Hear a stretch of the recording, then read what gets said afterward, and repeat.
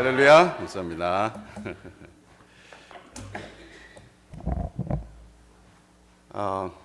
LA에서 어떤 목사님이 나이 많으신 권사님 혼자 사시는 아파트에, 노인 아파트에 이제 신방을 가신 거예요.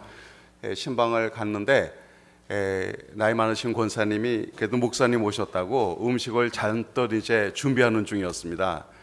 그러니까 목사님 혼자서 식탁에 앉아서 우두커니 기다리는데 자꾸 식사 준비는 늦어지고 배는 고픈데 마침 식탁 한 구석에 땅콩이 수북이 있었어요. 그래서 배고픈 김에 그걸 한두 개 먹기를 시작을 했습니다. 권사님이 저녁 준비를 다 해서 나왔을 때는 그 땅콩을 다 드신 거예요, 목사님이. 그래가지고 권사님께 그랬습니다. 아무래도 주인 허락 없이 먹었으니까, 권사님 제가 그냥 혼자 앉아있다가 심심해서 배고픈 김에 하나 둘 먹다 보니까 땅콩을 다 먹어버렸네요. 그랬어요. 나이 많으신 권사님 하신 말씀이, 목사님 그 겉에 그 땅콩 겉에 초콜릿은 내가 다 빨아먹고 놔둔 건데.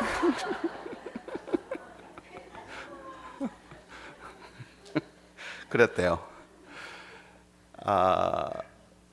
눈에 보이는 것하고 실제가 다른 경우가 참 많아요.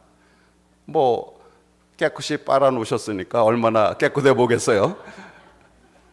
그러니까 우리가 눈에 보이는 것하고 사실은 많이 다를 수 있다는 이야기입니다.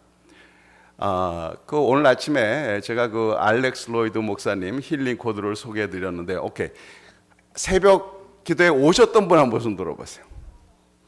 오케이, 손 내리시고 안 오셨던 분들 손 들어보세요. 몇 분 계시긴 계시군요. 뭐 그렇게 미안해할 건 없습니다. 네. 알렉스 로이드 목사님이 이 부인하고 결혼할 때 첫 데이트에 4시간을 대화를 했답니다. 그러니까 그만큼 마음이 맞았다는 얘기예요. 어떤 앞으로의 이상도 신앙도 여러 가지가 너무 박자가 맞아서 너무 좋은 이런 상대를 만났다고 생각해서 4시간을 넌스톱으로 대화를 했다는 거예요. 그래서 이제 점점점 데이트를 해가면서 꼭 결혼해야 되겠다는 생각을 하고 드디어 결혼했습니다. 그러는데 결혼하고 나서 살다 보니까 어때요? 네, 안 맞는 점이 나오기 시작하는 거예요. 우리 간혹 보면 이런 분들이 있어요. 내 남편이 결혼 전에는 그렇게 생일도 챙겨주고 잘해주고 화도 안 내고 그러더니 결혼하고 나서는 아무것도 안 도와주고 벌컥 화만 내고 사람이 변했다고. 변한 거 아니고요, 본래 그랬던 사람이에요. 다만 안 그런 척하고 그냥 최선을 다해서 잘해줬고, 이 love is blind라고 콩깍지가 씌워서 그게 안 보였을 뿐이지 본래 그런 거거든요. 그런데 사실 이 자기 의도로 따지면, 자기의 그 의도로 따지면 의식적으로 내 아내를 괴롭히고 내 남편을 괴롭히겠다 이렇게 생각하는 사람이 누가 있겠어요? 안 그래요? 자기 적어도 신앙 있는 사람은 다 그래도 적어도 내 제일 가까운 배우자들에겐 잘해줘야 되겠다는 원칙은 있다 이 말이에요. 그런 의도는 있습니다. 근데 그게 안 되는 이유가 뭘까요? 그게 바로 무의식과 의식의 싸움입니다. 그러니까 의식적인 믿음과 실제 믿음이 다른 거예요. 의식적으로는 우리도 다 늘 믿음대로 살고 예수님 닮아가고 말씀 실천하고 서로 잘 대해주고 용서하고 다 그렇게 의식적인 믿음은 그게 됩니다. 근데 무의식의 세계는 그게 안 되는 거예요. 이게 문제거든요. 그래서 이 알렉스 로이드 목사님도 그렇게 박자가 잘 맞는다고 생각하고 결혼을 턱 했는데 1년이 지나지 않아서 이혼이라는 단어가 쉽게 머리에 떠오르고 실제로 입으로 내뱉는 그런 상황이 돼버린 거예요. 그건 뭔가 하면 사람은 자기도 모르는 자기 안에 쌓인 것들이 있는 겁니다. 그게 모든 인생관을, 다른 사람을 보는 시각을 결정해버려요. 여러분, 이 현실이라는 게 말이에요, 어떤 눈으로 보느냐에 따라서 다 다릅니다. 쉽게 예를 들어볼게요. 저 앞에 산이 있어요. 나무가 울창한 산. 자, 나무가 울창한 산을 보는데 벌목꾼, 나무하는 사람들은 그 산을 보면 뭐가 보일까요? 야, 저 나무를 잘라 팔면 얼마짜리가 되겠다. 분명히 나무의 가치나 뭐 어떻게 자르면 잘 잘리겠다 이런 게 보일 거예요. 자, 그러면 사냥꾼은 어떨까요? 저 나무 밑에 숨어있는 조곰, 저 나무 위에 앉아 있는 저 새, 아마 사냥감만 보일 겁니다. 그렇죠? 그 다음에 그림 그리는 사람은 보면 나무와 거기에 물과 바위의 어떤 이전 그 구성이라든지 조화라든지 컬러라든지 그런 게 보일 거예요. 똑같은 대상인데 내가 어떤 눈으로 보느냐에 따라서 보는 관점이 다른 겁니다. 그래서 사람도 마찬가지예요. 똑같은 사람인데 어떤 사람은 그 사람이 굉장히 좋은 사람이고 나이스한 사람이라 그러는데 또 다른 사람은 그거 사람이 왜 그렇게 남한테 신경도 안 쓰고 그래, 이렇게 얘기를 한단 말이에요. 똑같은 사람인데. 그런데 그 사람은 사실 이런 면도 있고 저런 면도 있을 거예요, 분명히. 그런데 내가 어떤 눈으로 보느냐에 따라서 그 사람에 대한 해석이 달라집니다. 우리 인생 살면서 그런 일이 너무너무도 많아요. 이제 그 힐링 코드에 나오는 실예 가운데 하나 얘기했는데요. IQ가 180인 여인이 있습니다. IQ 180. 이 중에 그거 이상 되는 사람 있어요? IQ 180이면 완전히 천재급입니다. 그렇죠? 그래서 아닌 게 아니라 공부도 잘하고 아이비리그 스쿨 나오고 그래서 월스트리트에서 아주 좋은 잡을 갖고 누구든지 이 여인은 엄청나게 성공 가도를 달릴 것이라 다 기대를 했어요. 그런데 시간이 지나가면서 성공하기는커녕 뭔가 잘 되려 그러면 자기 스스로 자기를 망가뜨리는 겁니다. 세보타지라고 그러죠. 자기를 자꾸 망가뜨려. 그 얘기는 뭔가 하면 뭐 일을 해야 될 때 안 하고 나서는 나중에 한다는 얘기가 뭐 내 동료 누가 날 안 도와줘서 그랬다. 뭐 혹은 뭐 기회가 좋지 않았다. 핑계는 되는데 엄밀히 말하면 자기 스스로를 자꾸 망가뜨리는 거예요. 그래서 이분이 그 모든 IQ나 그간의 교육이나 보면 성공을 해야 되는데 못 하고 있어요. 그러다가 이제 이분이 이제 알렉스 로이드 목사님하고 연결이 돼서 힐링 코드를 알게 됐습니다. 근데 힐링 코드를 하는 도중에 자기가 생각도 못했던 옛날 일이 생각난 거예요. 그게 뭔가 하면 엄마가 자기가 4살 땐가 5살 때인데 팝시클 있죠. 팝시클을 자기한테 안 준, 언니한테는 팝시클을 주고 자기한테는 안 준 것이 생각났어요. 그리고 그때 당시로서 엄마가 이 아이에게 팝시클을 안 준 것은 간단합니다. 언니는 밥을 먹었으니까 준 거고 자기는 밥을 아직 안 먹었으니까 안 준 거예요. 그럼 너무 당연한 것 아닙니까? 엄마로서 그런 정도의 이제 훈련을 시키고 선은 거줘야 되니까. 자, 그런데요, 놀라운 것이 이 아이가 그렇게 앞뒤 사리를 판단 못하는 아이한테 그 사건이 어떻게 해석이 됐는가 하면 엄마가 언니는 사랑하고 나는 사랑하지 않는다로 기억이 된 겁니다. 여러분 그럴 수 있죠? 우리가 가땅 보면 자기의 보는 시각 때문에 엉뚱하게 해석할 때가 참 많아요. 그래서 저도 목회를 합니다만 어떤 회의를 하고 나잖아요. 그 자리에 나오면 별의별 해석이 다 돌아다닙니다. 이분은 그때 이렇게 얘기했다고 그러고 저분은 저렇게 얘기했다고 그러고 똑같은 자리에서 똑같은 얘기를 들었음에도 불구하고 해석이 달라. 왜냐?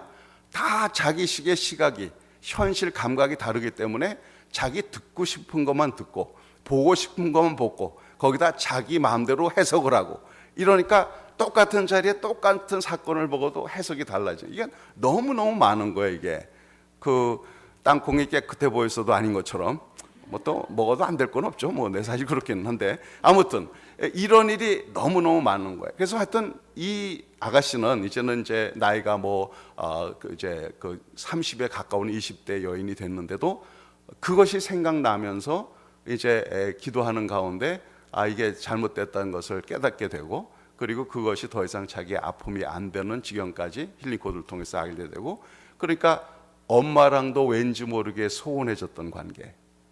뭔진 몰라. 근데 엄마하고 하여튼 뭔가 서먹서먹하고 이랬는데 근원은 그거였어요.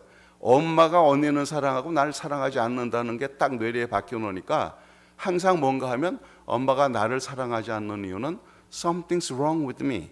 나한테 무슨 문제가 있다라고 그런 어떤 자기 자신에 대한 부정적인 생각에 사로잡힌 거예요. 그러니까 자꾸 무슨 일을 하든지 자기가 성공하게 된다는 것 자체가 불편한 거예요. 왜냐하면 I don't deserve it 하는 그런 생각이 꽉 차 있으니까. 이게 뭐 의식적으로 그렇다는 게 아니라 무의식의 세계에서 그게 자기를 자꾸 이제 끌어당기는 거였죠. 그렇게 돼서 이제 힐링 코드를 통해서 그것이 해결되고 나니까 그 다음에는 거침없이 바로 월스트리트에서 아주 성공을 했다는 실예가 있습니다. 이건 한 예지만 이게 말해주는 게 뭔가 하면 우리가 인생을 살면서 수많은 곡해들을 하고 있다는 거예요. 사실과 다른 왜곡된 해석을 하고 있다는 거예요. 그러니까 그것은 잘못된 믿음입니다. 잘못된 믿음. 믿음이 제대로 돼야죠. 잘못된 믿음을 갖고 있으면 큰 문제인 거예요. 그거가 늘 우리한테 문제를 일으킵니다. 그리고요, 사람이 이 스트레스를 받게 되면 어떻게 되느냐? 사람이 위급 상황이 되죠. 그러면 보통 나타나는 이 반응이, 심리적인 반응이 뭔가 하면 이건 심리학에서 이렇게 얘기합니다.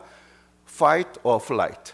싸울 건가 도망갈 건가 하는 그 돌입 상태에 들어갑니다. 이제 이게 뭔가 하면 위급한 상황에서는 자기를 보호해야 되니까 싸울만 하면 싸워보고 거기 안 되면 도망가겠다. 이건 당연한 거죠. 이제 자기 온 몸이 그런 상태로 돌입하게 되는 거예요. 그러면요, 몸의 세포들이 본래 기능을 일단 중지하고 온몸의 이 그 피도, 그러니까 뇌의 피가 오히려 근육으로 몰리고요. 그래서 사람이 긴장을 하게 되면 소화가 안 되는 이유가 뭐냐? 위로 가야 될 혈액이, 피가 바로 이 근육 쪽으로, 지금 도망가냐 싸우냐는 그쪽으로 확 몰리기 때문에 소화가 안 되고 이렇게 되는 거거든요. 이 정신 세계하고 이 마음하고 이 육신이 얼마나 긴밀하게 연결되어 있는지 모릅니다. 딱 이렇게 이제 그 대기 상태로 이머전시 상태로 돌입을 하게 되면 이제 한동안은 괜찮아요. 그런데 그게 지속되다 보면 이 세포가 본래 가졌던 기능은 뭔가 하면 영양분, 상소는 빨아들이고 받아들이고 이제 그 쓴 것은 자꾸 내보내고 이 기능이 제대로 돼야 건강한데 그거를 딱 멈추게 되면 어떻게 돼요? 쉽게 말하면 독이 쌓이는 거예요, 한마디로. 그러다 보면 그게 점점 나빠져서 자기가 핸들할 수 있는 그 이상이 차고 넘치면 이제 몸에 고장 나기를 시작을 하는 겁니다. 그런데 놀라운 것은 이 스트레스가 어저께도 말씀드렸지만 상황적인 스트레스뿐만 아니라 이렇게 어릴 때부터 경험했던 여러 가지 경험들, 그리고 단순히 객관적인 해석이 아니라 내 나름대로 잘못 믿은, 잘못 해석한 것들이 계속 쌓여 있으면 그것이 내 속에서 지속적으로 스트레스를 가해온다는 거예요. 그래서 지금 응급 상황이 아닌데 혼자 긴장하는 경우에, 간혹 이제 저희 안에도 보면 이제 요즘은 많이 나아졌습니다만 이제 굉장히 좀 소심하고 굉장히 이제 남의 신경 많이 쓰고 하는 그런 스타일이에요, 마음이. 그러니까 이제 오히려 어른들한테는 잘했죠. 아마 그 결혼하고 저희가 7년 동안을 이제 그 시부모님 또 시할머니까지 모시고 살아서 그런지 모르겠습니다만, 그래가지고 어떨 때 보면 이렇게 얘기해요. 자기가 잘 때 이를 앙 다물고 자는가 보래요. 일어나면 턱이 아프다고. 그러니까 자는 동안에도 긴장하고 있는 겁니다. 그렇잖아요? 그런데 이제 이게 뭔가 하면 그와 같이 우리가 의식하지 못하는 상황에서도 무의식의 세계, 여러 가지 쌓인 경험들이 끊임없이 내 몸에 잘못된 신호를 보내는 거예요. 지금 위급 상황, 긴장. 그러니까 싸울 건가 도망갈 건가를 항상 이루고 있으니까 이 몸의 세포들이 제 기능을 스탑을 하고 고돌입 상태니까 이게 자꾸 지속되다 보면 문제가 생기는 거거든요. 이해가 좀 가세요? 그래서 결국은 이것을 이제 해결을 해야 되는데, 이 잘못된 믿음, 이 곡해가 내리는 이 지시, 이게 자꾸 우리를 스트레스 모드로 가게 하고 이게 이제 결국 우리를 아프게 하는데요. 이거를 치유하려면 세포에 있는 기억들을, 세포에 각인된 기억들을 없애야 한다는 거고요. 그리고 이제 여기에 대해서 우리 의학적으로 이런 얘기를 했습니다. 앞으로 불치병 치료의 최고 희망은 세포 기억을 치유하는 방법을 찾는 데 달렸으며, 이 방법을 찾는다면 훨씬 더 영구적인 치료가 이루어질 가능성이 보인다. 이거 어떤 사람이 한 얘기인가 하면 Southwestern University Medical School Research에서 내린 결론입니다. 그리고 이것이 그 달라스 모닝 뉴스에도 게재가 됐던 거고요. 그러니까 요즘 이 의학계에서는 바로 이런 그 세포 기억 이런 거에 대한 관심이 많고 이거를 치료해야 불치병이 치료될 것이다라는 이런 얘기를 많이 한다는 거예요. 그 심장의 기억 오늘 아침에도 말씀드렸는데 장기 이식을 받게 되면 사람이 기증자의 성격이나 기호 이런 거를 그대로 이제 전달되는 그런 경험들이 얼마든지 있어요. 그리고요, 사람은요 서로 간에 알게 모르게 연결된 게 참 많습니다. 저희 교회 교인 이야기인데요, 의사 부인이거든요. 어느 날 아들이 밖에 나갔다가 갑자기 집에 가야겠다는 엄마 생각이 나면서 집에 가야 되겠다는 강력한 이게 온 거예요. 그래서 불이 나게 집에 가봤습니다. 엄마가 쓰러져 있었어요. 어떻게 된 건가 하면 태어날 때부터 선천적으로 뇌의 중요한 동맥이 좀 이렇게 둥그렇게 이렇게 그 곡선이 돼야 되는데 좀 각이 지게 나는 사람이 있답니다. 근데 고기가 잘 터진대요. 그런 상황이 돼버린 건데 멀리 있던 아들이 그거를 뭔지도 모르고 뭔가 끌려서 갔는데 그 적시에 발견한 거죠. 그래서 급히 병원으로 모시고 가서 수술받고 살아나서 기능을 다 이제 정상적이 됐습니다. 근데 이런 일들 꽤 많죠. 보면 이 사람에게는 우리가 어떤 그런 단순히 육신적으로 정신적으로 설명할 수 없는 그런 연결들이 있습니다. 근데 이 연결이 얼마나 희한하냐, 여기다 실험 결과를 하나 말씀드릴게요. 사람이 이 눈에다가 플래시라이트를 딱 비치면 어떻게 되죠? 눈동자가 수축을 하죠. 수축을 하고 거기에 따른 뇌파가 발생이 됩니다. 자, 그러면 내 눈에 플래시라이트를 딱 비추고 그 뇌파가 감지되는 것 다 이해가 돼요. 자, 그런데 이제 서로 잘 모르는 사람이에요. 만났습니다. 통성명했어요. 이름 정도 통성명하고 그 두 사람을 각각 다른 방에 놔두는데 페라다이 케이지라는 것에 놔둬요. 이건 뭔가 하면 알루미늄으로 만든 케이지입니다. 거기에 들어가면 모든 전자파가 차단이 돼요. 그러니까 뭐 셀폰도 안 되고 라디오도 안 되고 모든 전자파가 차단이 되는 그런 것인데요. 각 방에다 놓고 이제 두 사람 다 이 뇌파를 감지할 수 있는 기계를 달아놓습니다. 그리고 그 눈에다가 플래시라이트를 딱 비치면 어떻게 될까요? 당연히 뇌파가 발생되겠죠. 그런데 놀라운 것은 이 사람 눈에 플래시라이트를 비치면 저 사람 뇌파에서 똑같은 반응이 나온다는 거예요. 전자파가 다 차단되는 이 방 저 방인데 그 정도가 아니라 50마일 떨어진 곳에 나타나도 똑같은 현상이 나옵니다. 그러니까 우리가 생각한 것보다 사람들이 연결된 부분들이 많이 있어요. 그러니까 우리가 인생이 살아오면서 이 어릴 때부터 쭉 경험한 가족 관계에서부터 여러 가지 있는데 사실 너나 할 것 없이 자기 마음에 아픔 하나 정도 없는 사람이 어디 있겠어요? 다 있거든요. 뭐 그게 근데 이제 이게 어떤 경우에는 크게 은혜 받고 성령 체험을 하면서 그런 것들이 기억나면서 하나님께서 치료해 주시는 경우도 있습니다. 이제 저희 어머니가 좀 라우드 띵커라고 오늘 아침에 말씀드렸죠. 기왕 돌아가신 분이니까 하늘나라에서도 그 어머니 예를 들어서 성도들에게 잘 이렇게 이해를 돕는다면 우리 어머니 이해하실 줄 믿고 제가 말씀드립니다. 근데 제가 저희 부모님들이 아동복을 하셨어요. 한국에서 평화시장에서. 그래서 제 아버님이 디자인하시고 우리 어머니는 주로 장사 쪽에 하시고 그랬는데 아무튼 그래 이제 두 분이 나가서 일을 하시니까 아이들 키우는 것은 할머니 몫이었습니다. 그래서 저희 할머니가 저도 키우셨는데요. 우리 할머니가 정말 글쎄 저한테 존경하는 사람 몇 꼽으라 그러면 그 중에 할머니 말할 수 있습니다. 왜냐하면 우리 할머니는 학교 문턱에도 못 가셨던 분이에요. 그런데 이남에 내려와서 교회 생활 하시면서 한글을 배우시고요. 그래서 저는 어렸을 때 할머니가 성경 읽던 그 소리가 아직도 귀에 쟁쟁합니다. 떠뜸떠뜸 그 성경을 읽으시던 그 목소리. 그러다가 돌아가실 때쯤 돼서는 성경을 잘 읽으실 수 있으셨어요. 근데 아무튼 그런데 우리 할머니는 한 번도 애들한테 큰 소리 내본 적도 없고 때려본 적도 없고 늘 인자하게 대하는데도 우리 누나들부터 저까지 얼마나 우리 할머니 따르고 동네들도 따르고 하여튼 아이들을 그렇게 잘 돌봐주셨어요. 그런데 어머니는 나가서 일하신단 말이에요. 그러니까 저한테는 할머니가 어머니인 거 아니에요. 늘 이제 저를 돌봐주셨으니까.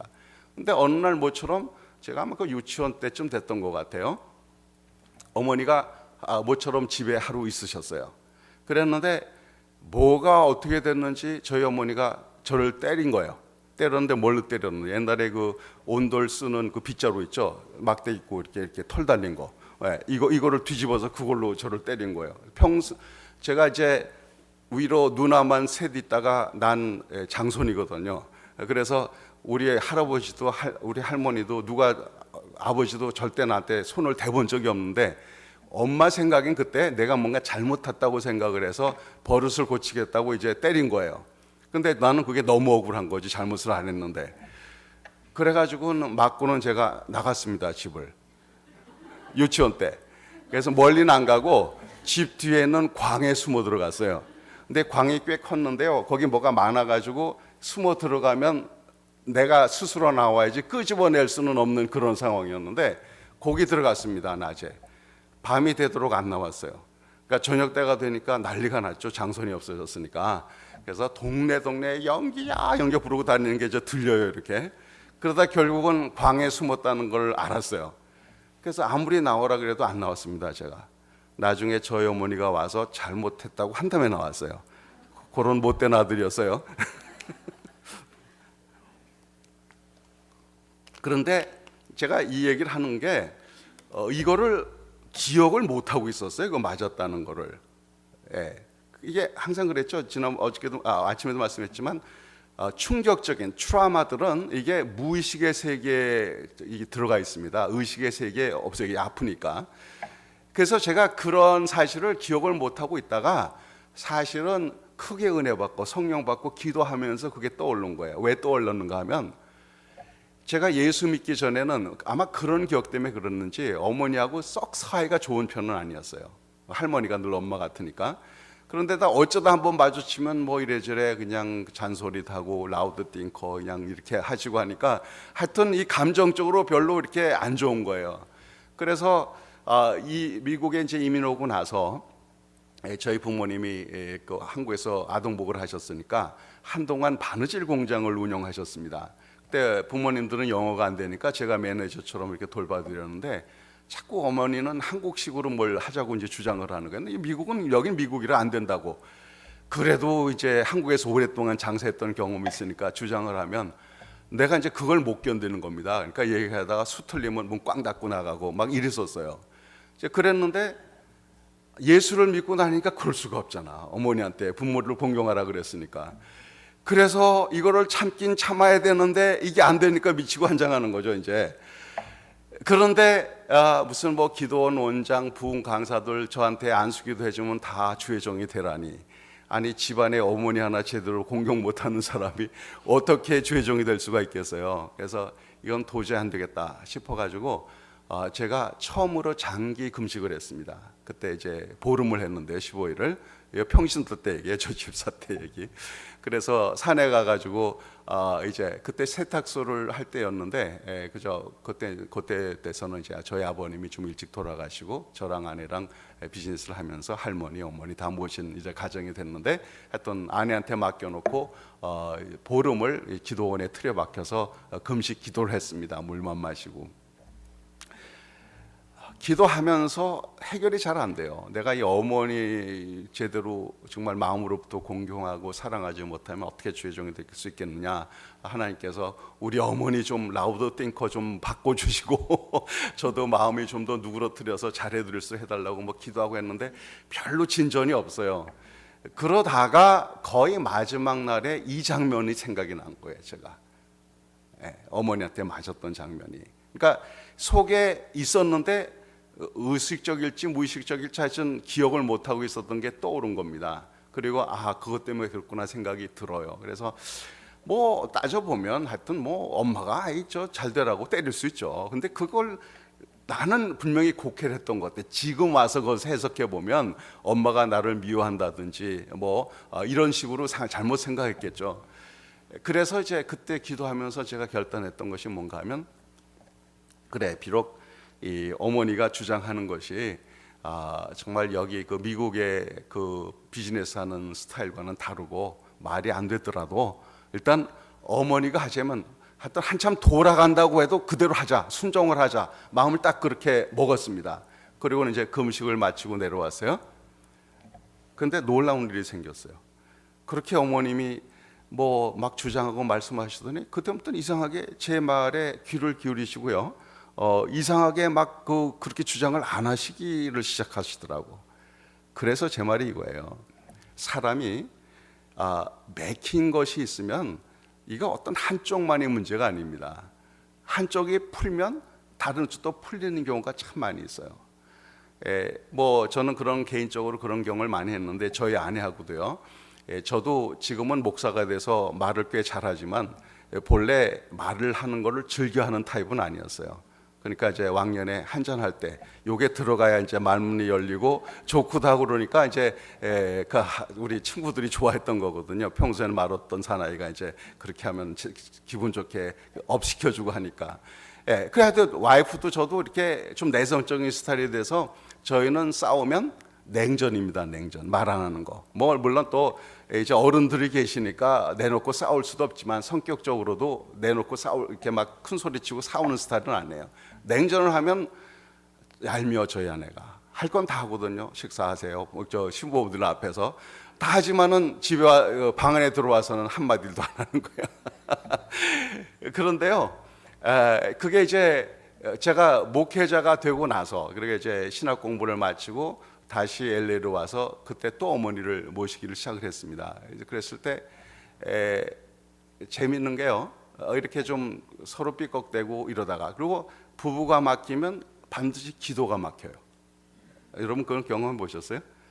부부 막히면 기도 막힙니다. 그러니까 이 기도도 안 되는 거야 이제.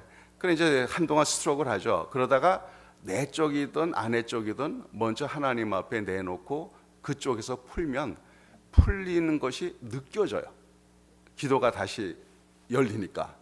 그러면은 우리는 뭐 내 잘못했다 뭐 이런 거 안 해도 이제 해결됐다는 거 서로 알고 또 그냥 시국구는 이제 넘어가죠. 그런 식이었는데 그래서 이 사람이라는 것은 알게 모르게 서로 연결된 게 많고요. 이런 것들이 계속 인생에 쌓이면서 이게 이제 우리를 억압하는 많은 것이 된다는 거예요. 그래서 우리가 이런 잘못된 그 곡해들, 잘못된 경험들이 계속 쌓이면서 우리 안에서 끊임없는 스트레스를 유발해서 그럴 상황이 아닌데 이제 이런 이머전시 모드로 자꾸 우리 몸을 몰아가고 그러다 보니까 몸에 병이 났고 이렇게 된다는 거예요. 그러면 이거를 어떻게 해석할 수 있느냐? 바로 아침에 알려드리는 힐링 코드가 그거를 해결해 주더라 이 말이에요. 그래서 힐링 코드는 이게 뭐 우리가 치유받는 유일한 방법은 아닙니다. 그리고 힐링 코드가 있기 전에도 하나님께서 우리들을 만져주시고 고쳐주시고 다 하셨어요. 그럼에도 불구하고 제가 힐링 코드에 꽂힌 이유가 뭔가 하면 저 나름대로 무슨 신유의 은사도 받고 그래서 여러분들 위해서 기도해 드리고 역사도 나타나고 다 경험을 했어요. 그런데 늘 제 마음의 문제는 뭔가 하면 왜 어떤 사람은 치료함을 받고 어떤 사람은 못하는가. 그러니까 목회자의 마음은 누구든지 기도해 드리면 나면 좋을 것 같아요. 우리 예수님도 만지는 사람마다 낫잖아. 그러니까 고통받는 성도들이 다 나음을 받기를 원하는데 그게 안 되면 이게 어렵잖아요. 물론 뭐 우리 신학적으로야 셋이 다 맞아야 된다. 하나님의 타이밍과 기도받는 사람의 믿음과 기도하는 사람의 믿음 이 3자가 맞아야 된다. 뭐 신학적으로는 그렇게 정리합니다. 그러나 그것은 하나의 원칙일 뿐이고 고통받는 성도는 안타까운 건 안타까운 거거든요. 그럼 이걸 어떻게 해결할까? 이제 이런 식으로 많이 생각하다가 제가 심리학을 했으니까 심리적인 문제 이거 다 나오고 그 다음에 힐링 코드를 알게 되면서 많은 것이 이제 설명이 되는 거예요. 그리고 더 중요한 것은 이 힐링 코드가 좋은 하나의 툴이 되어서 이렇게 우리가 의식하지도 못하는 가운데 쌓인 스트레스를 해소해주는 좋은 그런 툴이 된다는 겁니다. 자, 엄밀히 말하면 힐링 코드 없어도 우리가 이 하나님의 말씀이 우리에게 생명을 주시는 것이고 또 이 말씀이 우리 육체에 건강을 준다고 오늘 아침 잠언 4장 살펴보면서 확인을 했습니다. 그렇죠?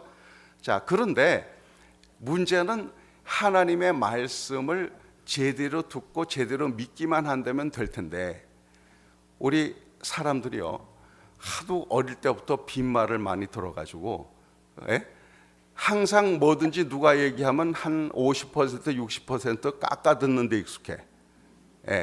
사람이 말이 그렇다는 거지 하고는 적당히 깎아서 듣습니다. 애누리에서 들어요. 이 습관이 들어가지고 하나님 말씀도 뭐 말씀이 그렇다는 거지 뭐 하고는, 물론 이렇게 말은 안 할지 모르지만 알게 모르게 그런 게 있어요. 100% 그대로 믿는다면 역사 나타납니다. 그래서 전에 한참 부흥사들이 많이 다닐 때 부흥사들은 그런 거 잘하잖아요. 말씀대로 믿고 말씀대로 하면 말씀대로 된다.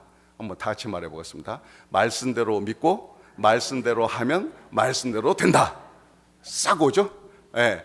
예, 말씀대로 믿고 말씀대로 하면 말씀대로 되는 건 분명한 사실인데, 말씀대로 믿는데 문제가 있는 게 문제예요. 하나님의 말씀을 고지고대로 확 받아들이면 좋은데, 의식의 레벨에서는 오케이 받아들여요.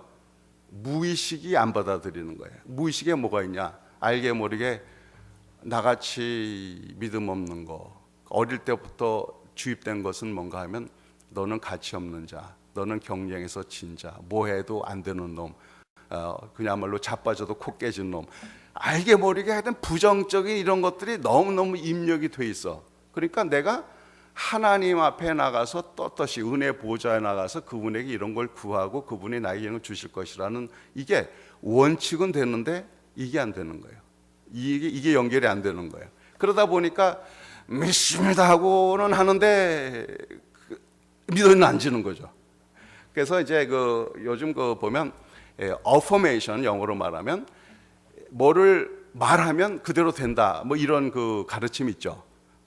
내가 그러니까 예를 들면 100만 불을 벌을 줄 믿습니다. 하나님께서 나에게 100만 불을 줄 줄을 믿습니다 하고 믿으면 생긴다는 거예요. 어디 생깁니까? 그러니까 아니 정말 믿고 구하면 돼요.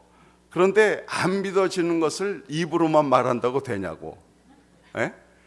근데 사실은 이것도 우리 어느 대학에서 이렇게 실험을 해봤는데요, 이 어포메이션이 사실은 오히려 더 스트레스를 사람한테 준다, 부정적인 영향을 미친다는 것이 통계적으로 나와 있습니다.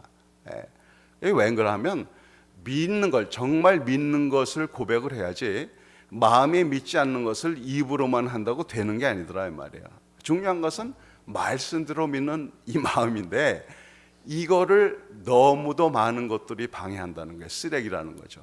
예를 들면 우리 대화를 하고 있어요. 대화를 하면서 서로 상대방의 얘기를 잘 알아들어야 그 다음에 이해가 될 거 아니에요. 듣는데 옆에 애 삑삑 대고 선풍기 돌아가고 밖에 애들 공차고 시끄럽고 막 쥐가 이렇다, 그러면 그 말이 들려요 안 들려요? 안 들리거든요.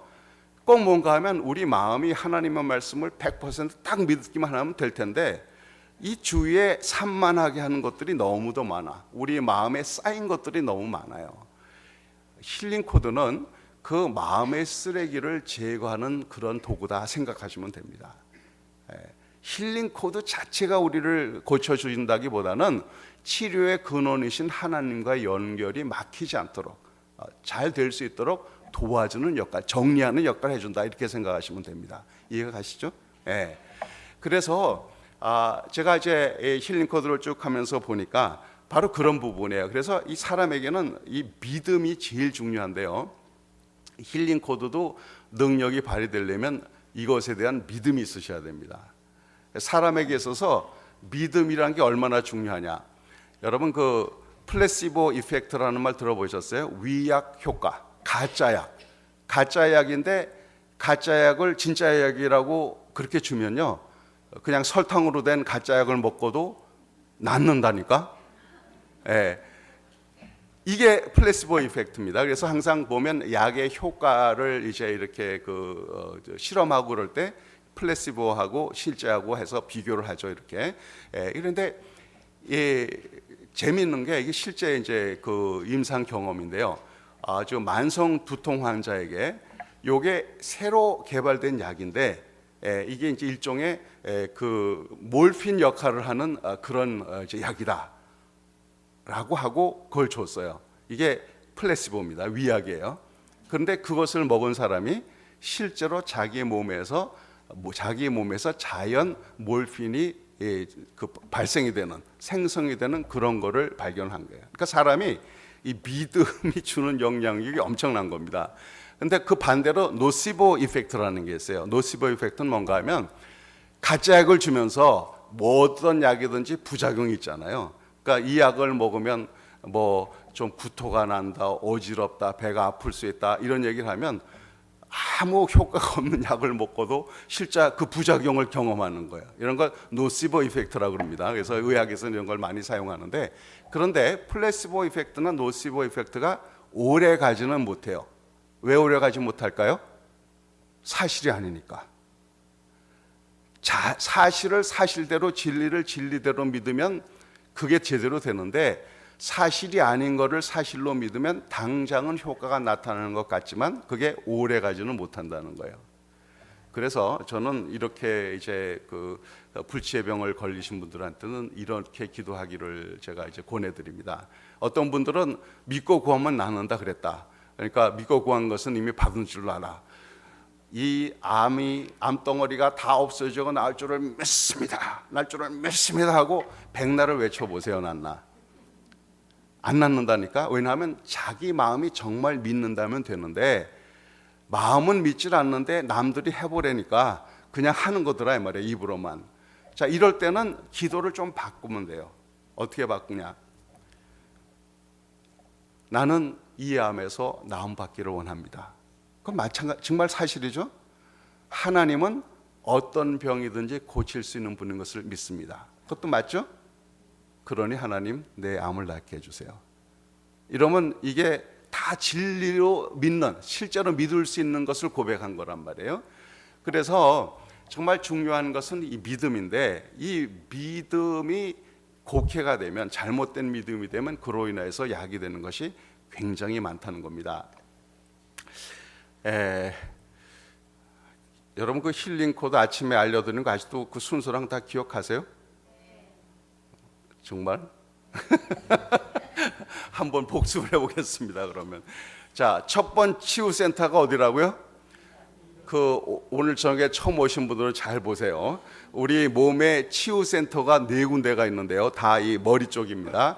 제일 1번지가 미간, 요 눈썹 사이 요 미간이라 생각하시면 돼요. 한번 짚어보세요. 오늘 처음 나오신 분도. 두 번째 센터는 여기 그 애덤스 애플 그 바로 위에 약간 들어간 듯한 그 부분이 이제 두 번째 센터고요. 세 번째 센터는 그냥 뭐 너무들 잘하십니다. 하여튼 이 턱뼈 뾰족한 부분 뒤에 이 귀 밑에 약간 저 이렇게 근육같이 만져주는 고기 부분, 여기가 이제 세 번째 센터고요. 네 번째 센터는 여기 관자놀이라고 하는 여기, 이게 네 번째 센터입니다. 하여튼 요걸 일단 잘 외워야 돼요. 그래서 1번, 2번, 3번, 4번 이렇게까지. 그리고 자세는 이 10손가락을 서치라이트처럼 그 포인트를 딱 향하는 거예요. 그래서 이 거리는 한 5cm 정도 떨어지게. 자, 이거에 대해서 사실을 그래요. 이제 이게 어떻게 해서 이게 효과가 나타나냐, 과학적으로 그것을 이론을 한번 설명해 보면 사실 딱 부르게 설명할 길은 없습니다. 물론 뭐 나름대로 이론은 있어요. 예를 들면 그 비유컨대, 여러분 그 자동차 엔진 있지 않습니까? 자동차 엔진에는 스파크 플러그가 있어요. 스파크 플러그가 그 플러그에서 스파크, 이제 불꽃을 딱 일으키면 그게 가솔린하고 공기하고 연합한, 혼합한 그거를 딱 불을 당겨줘서 그게 폭발하면서 피스톤이 움직이는 거거든요. 그 정도는 아시죠? 모르기도 할 거예요. 왜냐하면 저희 딸내미가 한 번 가다가 차가 좀 문제가 있다 그래가지고 그거 저 물이 있나 보고 물을 넣어라 그랬더니 얘가요, 그걸 어떻게 여네 앞에를. 그래서 안에 보면 이렇게 해서 열 수 있다고 열었는데, 그 다음에 물을 넣는다고 넣은 게 어디다 넣은 줄 아세요? 엔진 오일 넣는 데 넣었어요 얘가.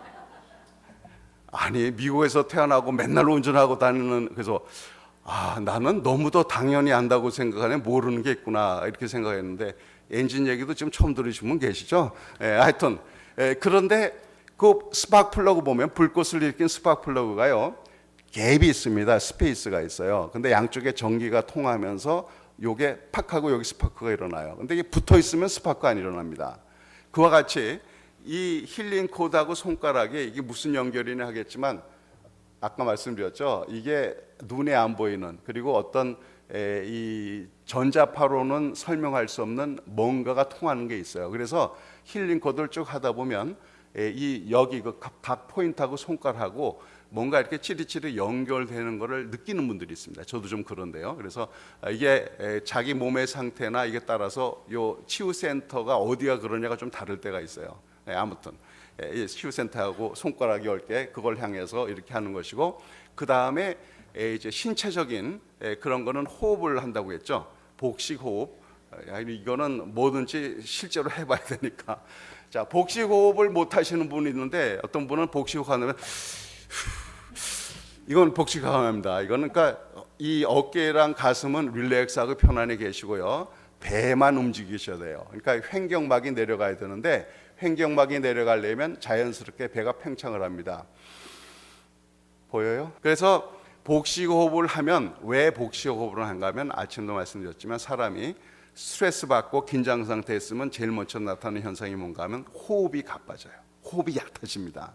그래서 이 폐활량을 검사해 보면 그 사람의 기대 수명까지도 알 수 있다는 게 의학적인 의견입니다. 그 정도로 우리에게 호흡이 중요해요. 그리고 이 호흡에 대해서는 뭐 여러 각 분야에서 다 얘기합니다. 스포츠에서도 그렇고 심지어는 뭐 요가나 다른 데서도 다 얘기하거든요. 그래서 우리 인간에게 있어서 호흡은 정말 중요하죠. 왜냐하면 산소를 온몸에 공급하고 다 쓴 이산화탄소 이런 건 내뱉고 이렇게 되니까. 그래서 호흡을 하는데 코로 들이쉬고 복식 호흡할 때 하고 내리세요. 그걸 하는 거예요. 그래서 깊게 이렇게 하면 코로 들이쉴 때는 코를 통해서 이 뇌 안쪽이 이제 자극이 되는 거고요. 그다음에 후 내쉬면 이제 모든 노폐물들 한 것도 슉 나가고 한다 이렇게 생각하시면 돼요. 그래서 이게 신체적인 하나의 이제 그 요소고, 그다음에 이제 영적인 부분은 우리의 묵상 부분인데 성부, 성자, 성령 삼위의 이름에 집중을 하고 그분께 집중을 하고 그분들께 합당한 말을 하는 겁니다. 그러니까 아버지 하나님, 예수님, 성령님. 아버지 하나님께는 영광, 아버지께 영광. 예수님은 사랑, 성령 충만. 다 원하시죠? 아버지께 영광 돌리고 예수님 사랑하고 성령 충만한 걸 다 원하잖아요. 우리의 간절한 마음을 담아서 삼위의 이름을 부릅니다. 근데 아까 제가 개인적인 자리에도 말씀드렸지만 여러분이 매일 아침 저녁으로 적어도 하나님 앞에 콰이어함을 가지면서 주님의 이름에 집중하고 주분께 영광을 돌리고 할 수만 있다면 얼마나 좋겠어요. 그런데 평소 못하는 사람 너무 많아. 힐링 코드를 하는 6분 동안만이라도 정말 주님께 삼위일체 하나님께 집중을 하고 그분을 묵상한다면 그게 능력이 되는 겁니다. 로마서 10장 13절에도 누구든지 주의 이름을 부르는 자는 구원을 받으리로다 하는 말씀이 있거든요. 그래서 우리가 영적인 부분, 신체적인 부분, 그리고 힐링 코드에 딱 부러지게 설명을 할 수 없지만 기도한 가운데 받은 이것이 컴바인 돼가지고 이제 마음적으로 육체적으로 치료함을 얻더라 이 말이에요.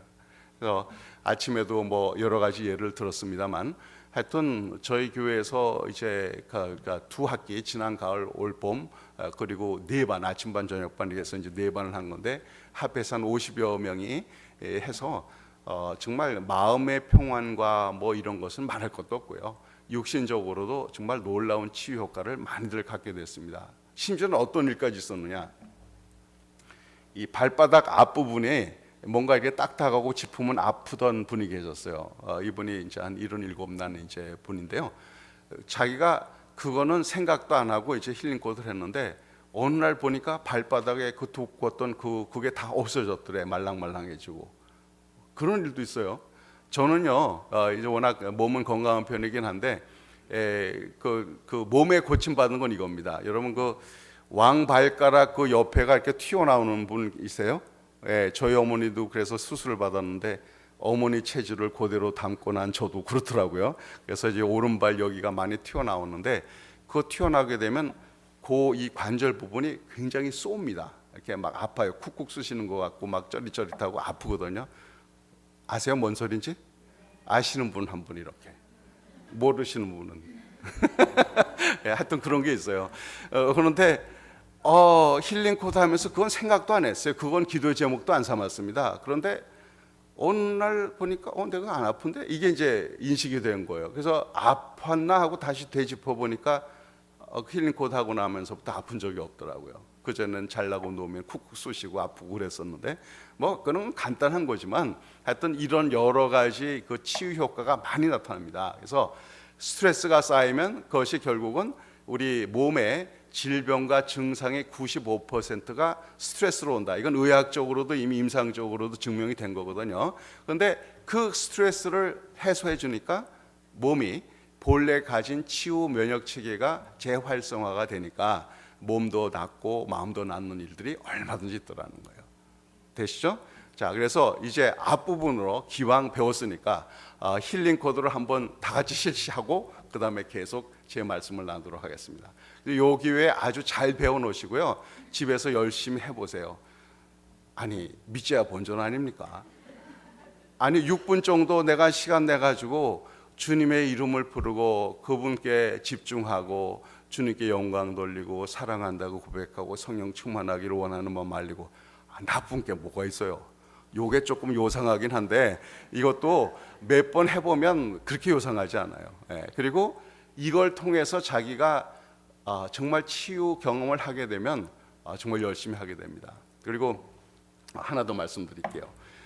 혹시 주위에 어떤 병이 있는 분, 낫기 원하시는 분들은 여러분들이 중보기도 하지 않습니까? 하는데 힐링 코드를 그분께 보내는 방법이 있어요.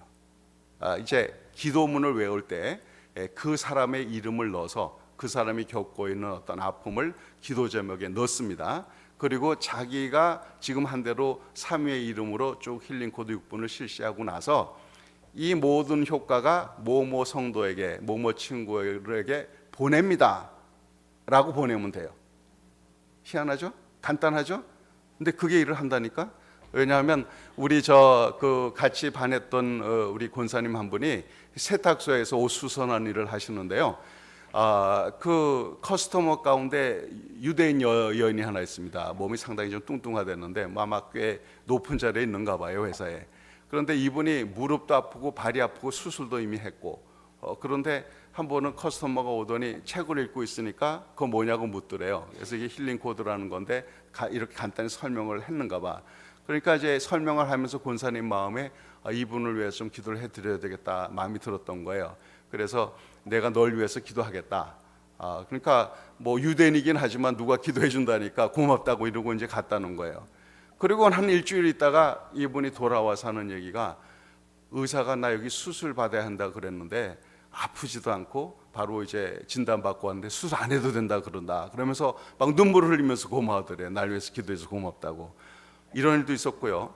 한 번은 감옥에서 일하시는 이제 간호사신데 이분은 이게 인메이트 가운데 이제 굉장히 그 템포가 아주 심한 근데 엄청난 이 당뇨 환자라서 당뇨 환자가 아니라 그 고혈압 당뇨가 다 있는데 어떤 이 혈압이 어느 정도 올라가냐면 270까지 올라간답니다. 그러면 눈이 빨개지고 완전 이건 죽지 않나 할 정도로 막 그래가지고 또 난폭하긴 말도 할 거 없고 그래서 막 묶어놓기도 하고 이러는데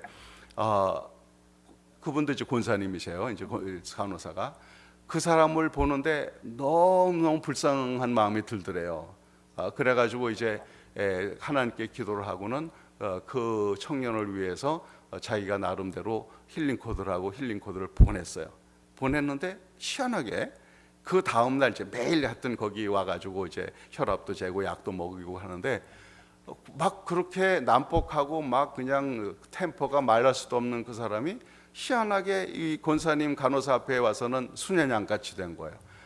아무 얘기도 안 했는데 그러더니 이상하게 네가 오늘 예뻐 보인다 그러고 뭐 이러더래. 그러더니 이제 조금 되면서 사실은 내가 널 위해서 기도했다 그랬더니 그렇게 막 하던 사람이 눈물을 흘리면서 나도 사실은 크리스찬인데 뭐 이렇다 하는 얘기를 하면서 하더래요.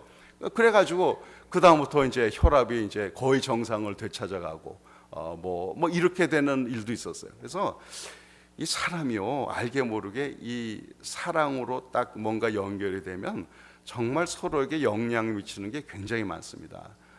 이게 그 사람은 영적인 존재이기 때문에 꼭 이렇게 뭐 말하고 뭐 이렇게 하지 않아도 통하는 뭐가 있는 거거든요. 그래서 이 시간 말씀드린 대로 이거에 대한 힐링 코드에 대한 믿음을 가지시고, 그리고 이 저자도 얘기를 해요. 포지션을 얼마나 정확히 하느냐보다 더 중요한 것은 믿음이다라는 거예요. 믿음이다. 그러니까 이 자체에 대한 믿음도 그렇고, 이것을 주신 하나님, 치료의 근원이 하나님이라는 사실을 믿고 그분께 맡겨드리는 믿음이 있으면 얼마든지 효과가 나타납니다. 자, 그래서 일단 한번 실시를 하고 하겠습니다. 그 우리 기도문 보여주시죠. 제가 하기 전에 막 쳤어요. 여러분이 자꾸 또 기억을 못 하실 것 같아가지고, 이거 나중에 또 우리 목사님 통해서 한번 여러분께 기도문 드릴게요. 저기 보면 가로가 있죠. 아침에는 없었던 가로가 하나 나왔습니다. 파괴적인 영향력과 무엇은, 이건 뭔가 하면 자기 몸에 특별히 아픈 부분이 있거나 또 마음에 치료받아야 할 부분이 있으면, 혹은 어떤 그 파괴적인 기억이 있으면 그것을 거기다 넣으세요. 자기 스스로 가로 안에 넣으세요. 그래서 이제 주의 설명 안에 내 마음과 몸의 세포에 각인된 이 세포의 기억이 있다고 그랬죠. 각인된 모든 부정적인 이미지. 그러니까 부정적인 이미지라는 것은 우리가 제대로 못 보기 때문에 그런 거거든요. 또 곡해, 사실과 다른 잘못된 믿음이죠. 그런 거. 그리고 그로 인한 파괴적인 영향력과, 예를 들면 무슨 위의 통증은, 혹은 두통은, 뭐 이런 걸 넣으시란 말이에요. 그것은 하나님의 빛과 생명과 사랑 앞에 온전히 드러나고 치료함을 받을지어다. 이 주의 설명을 명하는 겁니다. 그 다음에 성령님의 치유 능력이 100배나 나타나게 하소서 하고 기도를 하고 힐링 코드를 실시하면 되겠습니다. 야, 이것처럼 프랙티컬한 이게 있을까요? 그리고 제가 브라질 가서도 이걸 같이 해봤는데요. 저 브라질 사람들이죠. 근데 정말 그대로 따라한 사람들은 한두 번으로도 역사가 나타나더라고요. 그래서 우리 한번 여러분이 이거를 잘 배워서 실시할 수 있기를 바라겠습니다. 자, 일단 기도문을 한번 다 같이 외우겠습니다. 시작. 주 예수의 이름으로 명하노니 내 마음과 몸의 세포에 각인된 모든 부정적 이미지, 곡해 파괴적인 영역과 무엇은 하나님의 빛과 생명과 사랑 앞에 온전히 드러나고 치료함을 받을지어다. 성령님의 치유 능력이 100배나 나타나게 하소서. 아멘. 자, 이제 힐링 코드를 실시할 텐데 제가 6분을 타이머를 딱 해놓겠습니다. 그래서 어느 정도 되는지, 그리고 호흡은 사람마다 많이 다르니까 자기 편하게 하세요. 자, 그러면 준비하시고, 자, 첫 번째 스테이션, 배로 복식 호흡으로 코로 들이쉬고, 아버지 하나님 들으시고, 예수님 내쉬시고, 충분히 또 코로 들이쉬고, 성령님 다시 코로 들이쉬고, 아버지께 영광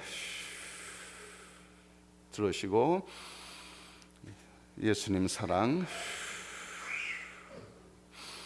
들으시고, 성령 충만. 자, 두 번째 스테이션으로 가겠습니다. 들으시고, 아버지 하나님, 예수님, 성령님, 아버지께 영광, 예수님 사랑, 성령 충만. 세 번째 스테이션 가겠습니다. 들으시고, 아버지 하나님, 예수님, 성령님, 아버지께 영광, 예수님 사랑, 성령 충만. 네 번째 스테이션, 아버지 하나님, 예수님, 성령님, 아버지께 영광, 예수님 사랑, 성령 충만. 자, 이제 두 번째, 첫 번째 스테이지 다시 갑니다. 아버지 하나님, 예수님, 성령님, 아버지 영광, 예수님 사랑, 성령 충만. 두 번째, 목 위에 아버지 하나님, 예수님, 성령님, 아버지 영광, 예수님 사랑, 성령 충만. 세 번째로 가서 아버지 하나님, 예수님, 성령님, 아버지 영광, 예수님 사랑, 성령 충만. 자, 네 번째 스테이션으로 아버지 하나님, 예수님, 성령님, 아버지 영광, 예수님 사랑, 성령 충만. 나머지 하나는 각각 알아서 하도록 제가 구령 안 부르겠습니다. 알아서 해보세요. 첫째, 아버지 하나님, 예수님,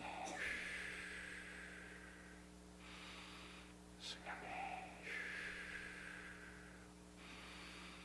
아버지 영광, 예수님 사랑, 성령 충만. 아버지 하나님, 예수님, 성령님, 아버지 영광, 예수님 사랑, 성령 충만. 아버지 하나님, 예수님, 성령님, 아버지 영광, 예수님 사랑, 성령 충만. 아버지 하나님, 예수님, 성령님, 아버지 영광, 예수님 사랑, 성령 충만.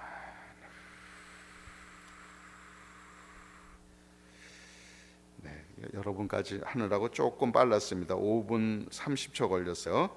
자, 그리고 기억한 김에 아까 말씀드린 10초 호흡법 생각나시죠? 손을 배 앞에 모으시고 입으로 세게 들으시고 세게 내리시고 복식 호흡을 하되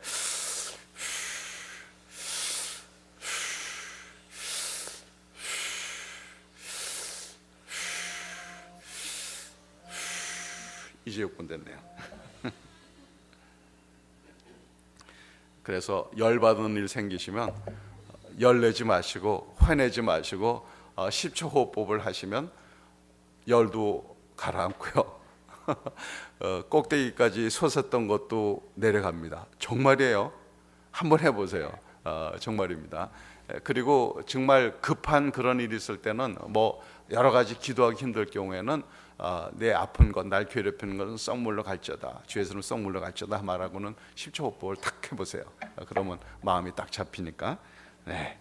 자, 그리고 정말 원하는 건요, 앞으로 여러분들이 이거를 일주일만 부지런히 한번 해보세요. 일주일만.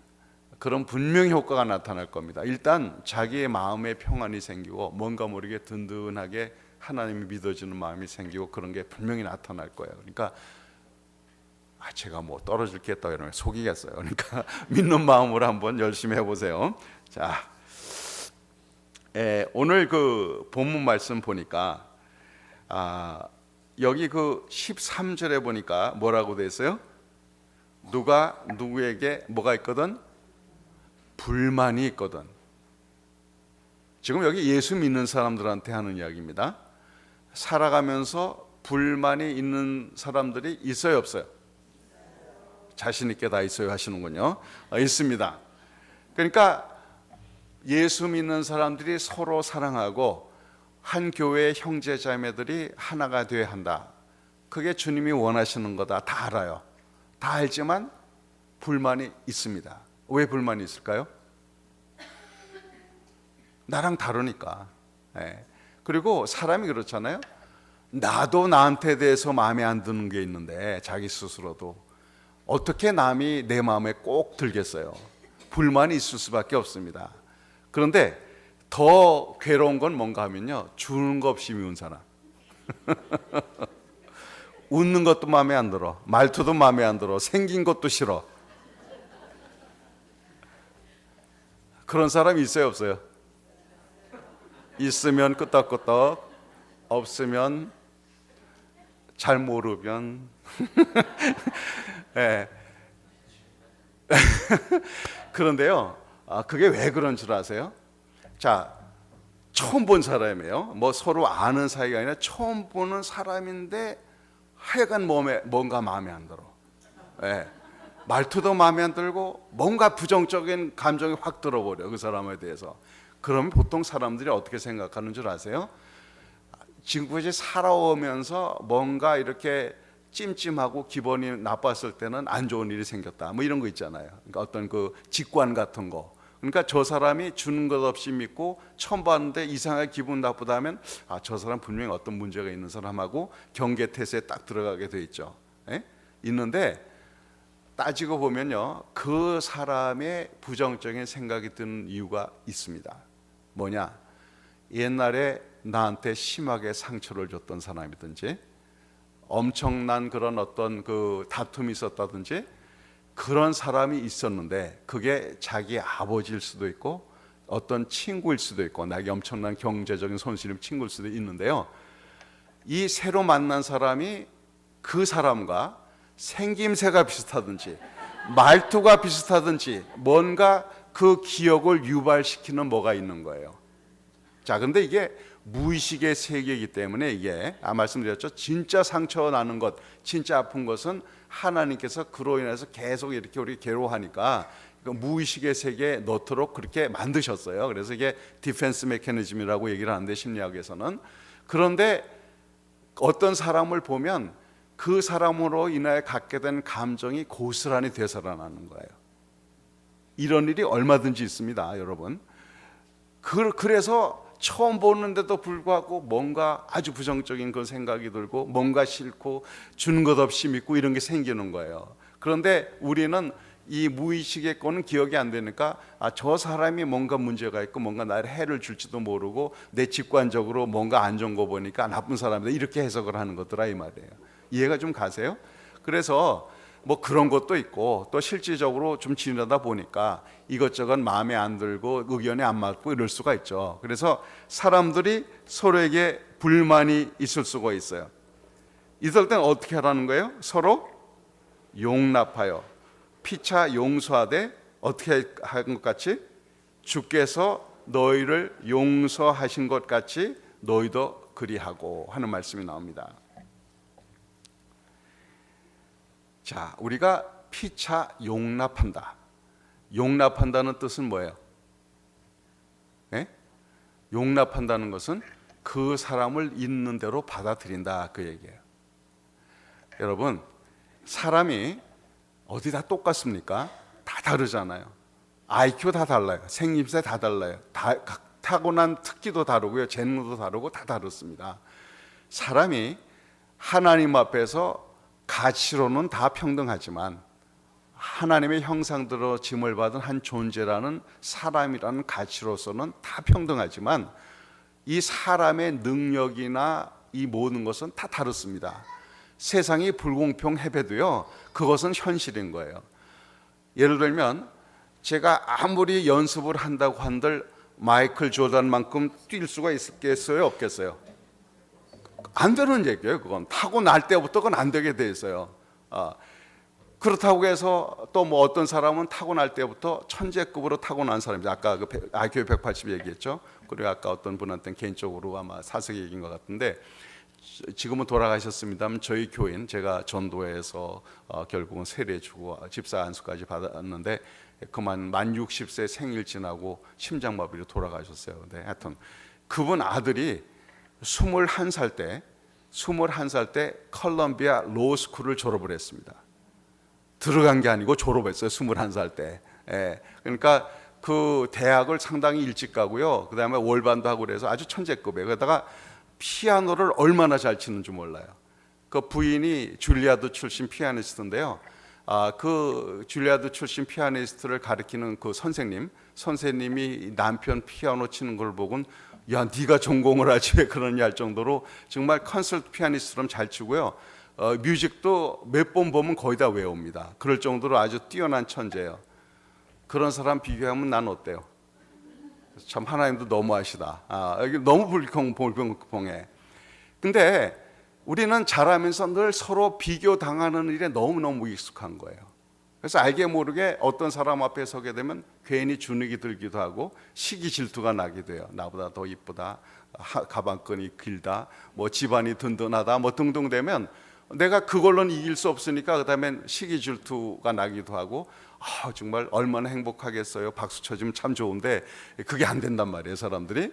그러니까 뭐 이런저런 이유로 해서 서로에게 불만이 생길 때가 있는데 그때는 용납하라는 거예요. 용납이 용서의 첫 번째 단계입니다. 그거는 다름을 인정해라 거예요. 그 사람이 나랑 다른 거지 틀린 게 아니잖아요. 근데 우리 한국 사람들 말 자체가 요상해요. 다르다는 걸 틀렸다고들 많이 표현해. 틀린 게 아닙니다. 다른 것뿐이지. 그래서 하나님께서 각자를 다 다르게 만드셨다는 사실을 인정하고 용납할 필요가 있다는 겁니다. 근데 왜 그래야 되느냐? 그건 거슬러 올라갑니다. 12절 보면 뭐라고 돼 있어요? 그러므로 어떻게 해요? 너희는 하나님이 택하사 거룩하고 사랑받는 자처럼. 우리 존재가 어떤 존재라고요? 하나님이 선택한 사랑받는 존재, 즉 하나님의 아들, 딸. 그러니까 하나님은 왕의 왕이시니까 우리는 왕자, 공주. 이게 사실이에요. 간혹 이런 일들이 있는데 어떤 사람이 플리마켓에 가가지고 지나가다 보니까 괜찮은 그림이 하나 보여요. 그래서 얼마에 했대? 20불이라는 거야. 20불 주고 그림을 사갔습니다. 집에 잘 모셔놨는데 보니까 볼수록 너무 잘 그렸어. 야, 이거 참 그림 너무 괜찮은데. 그러다 갑자기 든 생각은 이거 정말 가치가 얼마나 나가는 걸까? 그래서 전문가한테 가서 보였습니다. 그랬더니 그게 유명한 그 작가의 작품인데 가치가 무려 500만 불이라는 거예요. 20불 주고 샀는데. 자, 물어보겠습니다. 그 그림이 20불짜리예요? 500만 불짜리예요? 그걸 20불에 판 사람은 20불짜리고 20불인 줄 알고 산 사람도 20불짜리고, 그러나 정말 전문가에 의해서는 500만 불짜리고. 우리가요, 이 세상 살아오면서 늘 서로 비교하고 경쟁하고 하면서 많은 사람들이 각인이 된 게 자기가 20불짜리인 줄 알아.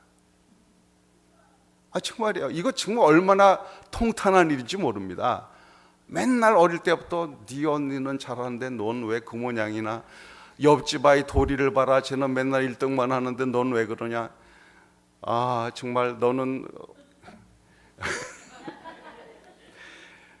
참 안 그러면 좋은데 우리 어릴 때부터 또 비교를 안 해도 스스로 비교하네. 그렇잖아요. 하다 보니까 자꾸 자기 가치가 20불짜리라고 착각을 하고 가요. 그런데 그 가치를 정말 제대로 감정할 수 있는 분은 누구예요? 사람이 아니고 하나님이시거든. 하나님은 우리를 만드셨으니까. 근데 하나님은 우리를 500만 불 뿐이겠어요. 하나님의 택함을 받으사 거룩하고 사랑받는 사처럼 오직 너희는 택하신 백성이요 왕같은 제사장이요. 그러잖아요. 하나님의 소유된 백성입니다, 저희들이. 그러면 그야말로 왕자 공주란 말이에요. 그렇다면 내가 하나님 앞에 그런 귀한 존재라고 한다면 같이 예수를 믿는 저 사람이 비록 성격도 안 맞고 자기 타고난 재능도 달리고 말투도 마음에 안 들고 많이 불만이 있다고 할지라도 그 사람도 하나님이 심히 사랑하는 하나님의 자녀다라는 것이 인정이 되면 용납을 하게 된다는 거예요. 뜯어 고치려 그러면 안 됩니다. 사람들 참 묘해. 꼭 자기 식으로 뜯어 고치려고 드는 사람이 있어요. 결혼해서 부부가 맨날 하는 게 그거 아니에요. 기싸움. 내 마음대로 뜯어 고치려고. 야, 그거 적당히 포기하지. 평생토록 하는 사람들이 있어요, 보면. 요즘에 우리 한국 남자들이 참 점점점 설 데가 없어지는데, 물론 옛날에 하도 가부장적인 그런 걸로 군림했던 그 벌을 톡톡히 받는다고 저는 생각을 하는데요. 요즘들은 남편들이 얻어맞고 산대잖아요. 여러분 그 얘기 들어보셨어요? 40대, 50대, 60대 다 들었습니다. 40대 부인이 옷을 사갖고 들어왔는데 그거 얼마 줬어? 물어봤다가 얻어맞는데 남편이 부인한테. 50대 나가는데 어디 가요? 그랬다 얻어맞는데. 60대 오늘 반찬이 뭐예요? 얻어맞는데요. 70대 마음대로 TV 리모컨 돌렸다고 얻어맞는답니다. 80대 아침에 눈 떴다고.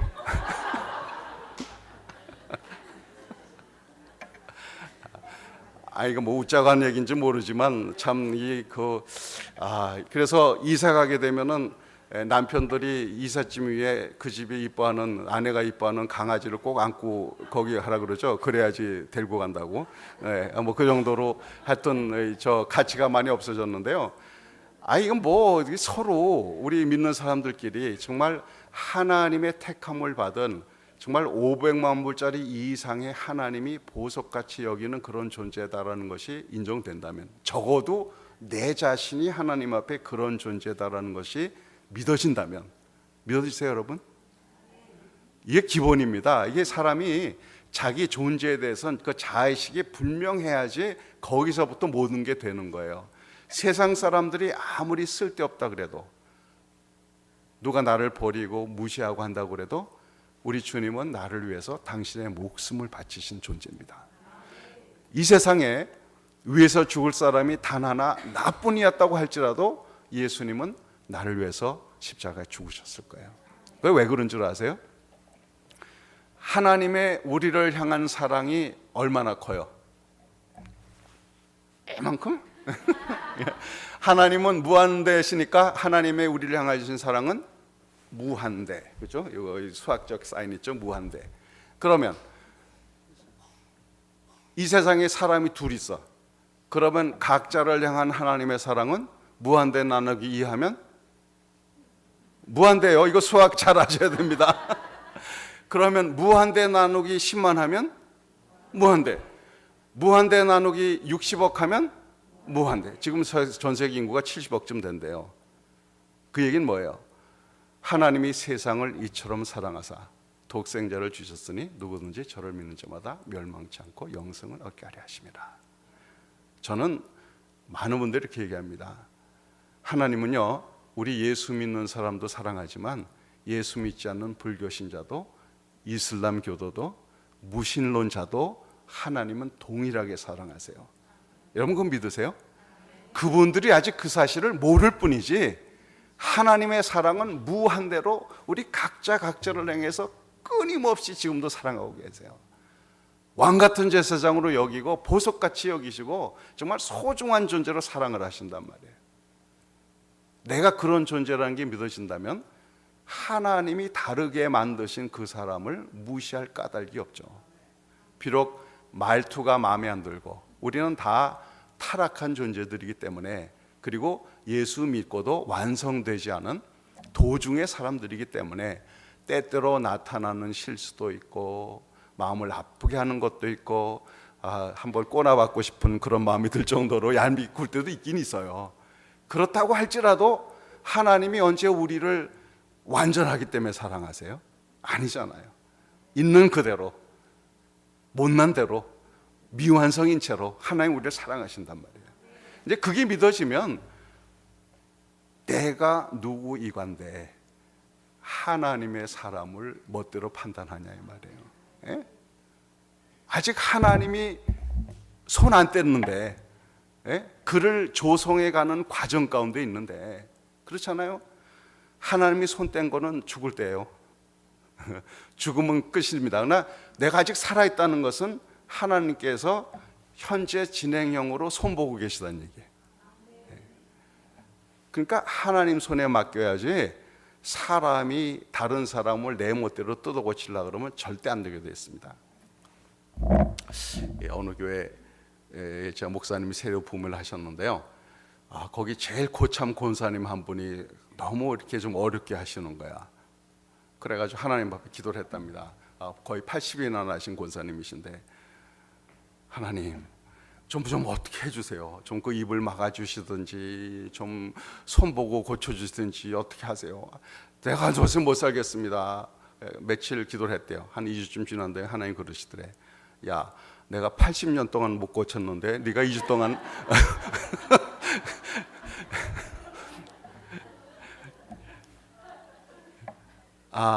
그런데 이런 것 같아요. 아까 저희 어머니 얘기를 말씀드렸습니다만, 내가 어머니가 이런 게 마음에 안 들고 이런 거 고쳤으면 좋고 그렇게 생각하는 동안은 불만이 가득했어요. 그렇죠? 마음에 안 드는 거예요. 힘든 거예요. 믿는 사람으로서 이렇게 대하면 안 된다는 걸 알면서도 마음의 감정은 있으니까 이거를 컨트롤하기 힘든 거예요. 그렇죠? 그런데 그 기도 금식하면서 기도하다가 결국은 그 기억이 떠오르고, 또 그거에 대한 해석이 엄마가 나를 싫어해서도 아니고 어떤 뭐 잘못 알았을지 오해했을지는 모르지만 그래도 나 잘 되라고 한 건데, 그리고 어머니 원하는 대로 하여튼 돌아가도 시간을 걸려도 하자라는 마음을 먹었을 때, 즉 뭐예요? 있는 모습 그대로 받아들이기를 작정했을 때 하나님께서 그분의 마음을 변화시키더라 이 말이에요. 이 그럽니다. 또 괜히 이런 얘기하면은 나도 그럼 있는 모습 그대로 받아들여야지. 한 달은 기다려 보겠어. 한 달 기다려서 안 됩니다. 죽을 때까지.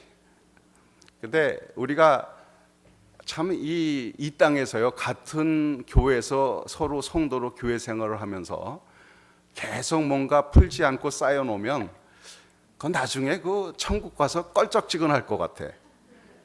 그런 사람은 내 생각에는 반드시 천국 가면 앞뒷집 살 것 같거든요. 우리 자신이 어떤 존재냐를 걸 분명히 인식을 한다면 그 사람도 하나님이 정말 금보다 귀하게 여기는, 그리고 목숨을 걸고 사랑하시는 그 존재다라는 게 용납이 되면 그 다음에는 있는 그대로 인정해 줄 수가 있죠. 그리고는 혹시 나한테 잘못한 것이 있으면 용서하라 이 말이에요. 용서하라는 거예요. 용서 안 하면요, 사실은 손해는 누굴까요? 내가 손해보는 거예요. 물론 그 사람한테 악감을 품게 된 것은 그 사람이 나한테 잘못한 일이 있을 거예요. 나한테 피해를 준 것이 있을 겁니다. 분명한 게 있을 거예요. 그러나 그것은 이미 과거의 일이에요.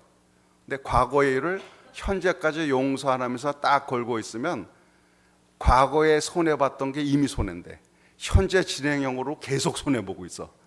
세상에 그런 바보가 어디 있어요. 이미 지나간 일인데. 그런데 많은 사람이 자기 마음의 것을 꼭 걸고 있음으로 인해서 자기가 여전히 얽매여 있습니다. 그리고 많은 경우에 용서하지 못하는 마음이 모든 것의 잘못된 근원이 돼요. 용서가 얼마나 파워풀하냐? 저희 교회에서 이제 그 오하카라는 곳, 이게 그 멕시코 시리에서 비행기 타고 한 시간 정도 남쪽으로 내려가는 이제 고산 지역입니다. 거기에 인디언들이 많이 모여 살아요. 이제 백인들이 쳐들어와서 점령하고 막일 때 쫓겨 가서 산간에 숨어든 데가 거기거든요. 그래서 거기에 여러 종족들이 살고 있습니다. 이걸 알게 돼서 저희가 이제 교회적으로 그 종족을 하나를 입양을 하고 그다음에 현지인들을 선교사로 파송을 해서 그때 저희가 이제 매달 600불씩을 지원을 했는데요. 그러면 거기 현지 이제 그 사역자가 가서 그 마을을 전도하고 이렇게 또 필요한 훈련 받도록 오가는 뭐 비용 이런 거 다 해서 제가 매달 600불씩 이제 그 어답트한 이제 입양한 그 종족을 위해서 그렇게 하면서 어느 정도 1년이 시간이 지난 다음에 팀이 거기를 답사를 하러 갔습니다. 그런데 그 사람들이 하도 배타적이라 외분들이 잘못 들어가면 총 맞는다 그래가지고 첫 번 들어갈 때는 상당히 조심스럽게 들어갔어요. 근데 들어가서 보니까 거기에도 페드로라고 이제 동장 같은 분이 계시더라고. 그래서 그 양반 선물도 주고 좀 잘 친해놨습니다. 그런 내년에 우리가 한번 의료팀이 오겠다고 그래서 이제 하겠다고 했어요. 그래 이제 1년이 지나가지고 진짜 의료팀이 거기를 갔습니다. 갔는데 그 사이에 그 사역자, 현지 사역자가 몇 가정을 전도를 해서 몇 사람이 이제 믿기를 시작을 했어요. 그래서 저희가 이제 의료 사역을 다 끝내고 철수하고 이제 그 마을에서 나오려 그러는데 한 여자가 젊은 아가씨는 아니었어서 나중에 보니까 결혼했는데 일찍들 결혼하니까 아가씨 같았어요. 하여튼 와가지고 저희 보고 자기 집에 좀 신방을 와달라는 겁니다. 물론 다 통역을 통해서 저희가 들었죠. 그래서 이제 뭔 일인지도 모르고 그 집에 갔어요. 근데 그 집에 들어서니까 아주 놀라운 광경을 봤습니다. 웬 청년이 완전히 산발에 수염은 이런 데다가 발에 쇠사슬을 묶어서 그 쇠사슬이 한 3m쯤 될까요? 마당에는 나무에 묶여 있어요. 그러니까 이 사람 행동 반경이 마당, 광 같은데 요게 다예요. 쇠사슬에 묶여가지고. 그리고 광에는 닭도 들어가고 뭐 개도 왔다 갔다 하고 그러는데요.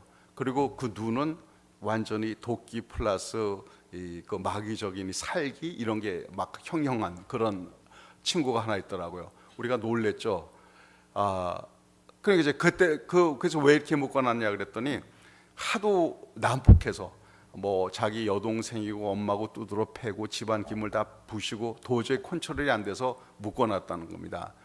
묶어놓은 지가 얼마나 됐느냐? 9년이 됐대요. 13살 때 묶어놔가지고 22살입니다. 그때 이름이 루시오인데 한심하더라고요. 저도 사실은 처음 그 은혜 받고 신앙생활하면서 평신도 때부터 몇 차례 귀신 내쫓았고 한 그런 경험이 있었거든요. 그래서 이제 대적을 하고 귀신을 내쫓기로 작정을 하고 합니다. 근데 제가 스페니쉬를 못하니까 한국말로 하고 남미에서 자란 우리 집사님이 계셨어요. 그분이 이제 나중에 선교사가 돼서 지금 페루 선교사신데 했던 그 양반이 통역을 해가지고 이제 대적을 하기 시작합니다. 예수의 이름으로 명하고 이렇게 하는데 근데 희한하게 진전이 안 돼요. 그리고 이 루시오가 자꾸 우리 그 집사님이 스페니쉬로 말한 것 말하면 문장에 그 뒤에 한 서너 단어를 되풀이하는 이 패턴이 계속되는 거예요. 진전이 없이. 그래가지고 난감해서 좀 이러고 있는데 마침 동네에 사시는 할머니가 들어오셨어요. 그 마을 할머니가 들어오셨는데 이분이 하시는 말씀이 이분이 이제 나이는 있지만 스페니쉬도 하고 부족말도 하는데 루시오가 스페니쉬를 잘 못한대요. 부족말만 하고. 그러니까 잘 못 알아듣는 말을 하니까 자기 귀에 들리는 대로 한두 단어를 따라하고 이랬던 거예요.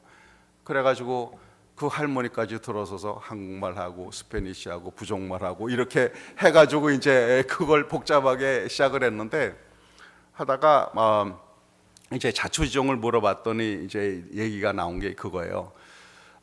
이 루시오의 아버님이 일찍 돌아가셔서 루시오의 제일 큰 형이 집안의 가장으로서 아버지같이 이제 동생도 돌보고 그랬대요.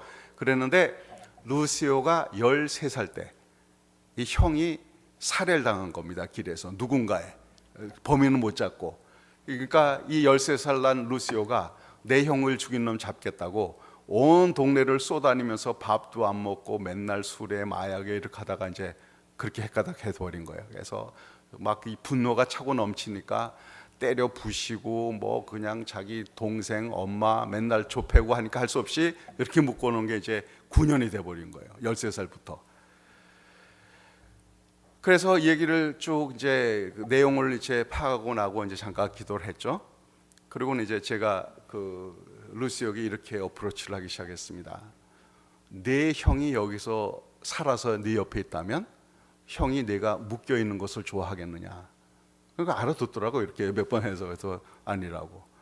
그럼 너도 풀려나기 원하지? 그렇다고. 그러면 네가 풀려날 수 있는 길은 딱 하나밖에 없다. 그것은 네 형을 죽인 그 살인자를 용서해야 한다. 그랬어요. 그 용서라는 것은 그 사람이 잘못 안 했다는 게 아니고 분명히 잘못했다, 죄를 졌다. 하지만 그 벌은 하나님이 내리실 거고 너는 용서를 해야 내 이것에서 풀려날 수 있다. 그리고 용서를 하려면 우리를 용서하신 예수님을 마음속에 영접해야 한다라고 이제 복음을 전하고요. 그 다음에 설명을 좀 해주고 예수님을 영접하겠느냐. 근데 희한한 게요. 그렇게 이중 통역을 해서 대화가 되기 시작하니까 그렇게 당장 잡아먹을 것 같은 그 청년이 상당히 캄다운이 됐어요. 그리고는 예수님을 영접하겠느냐 하니까 하겠다는 거예요.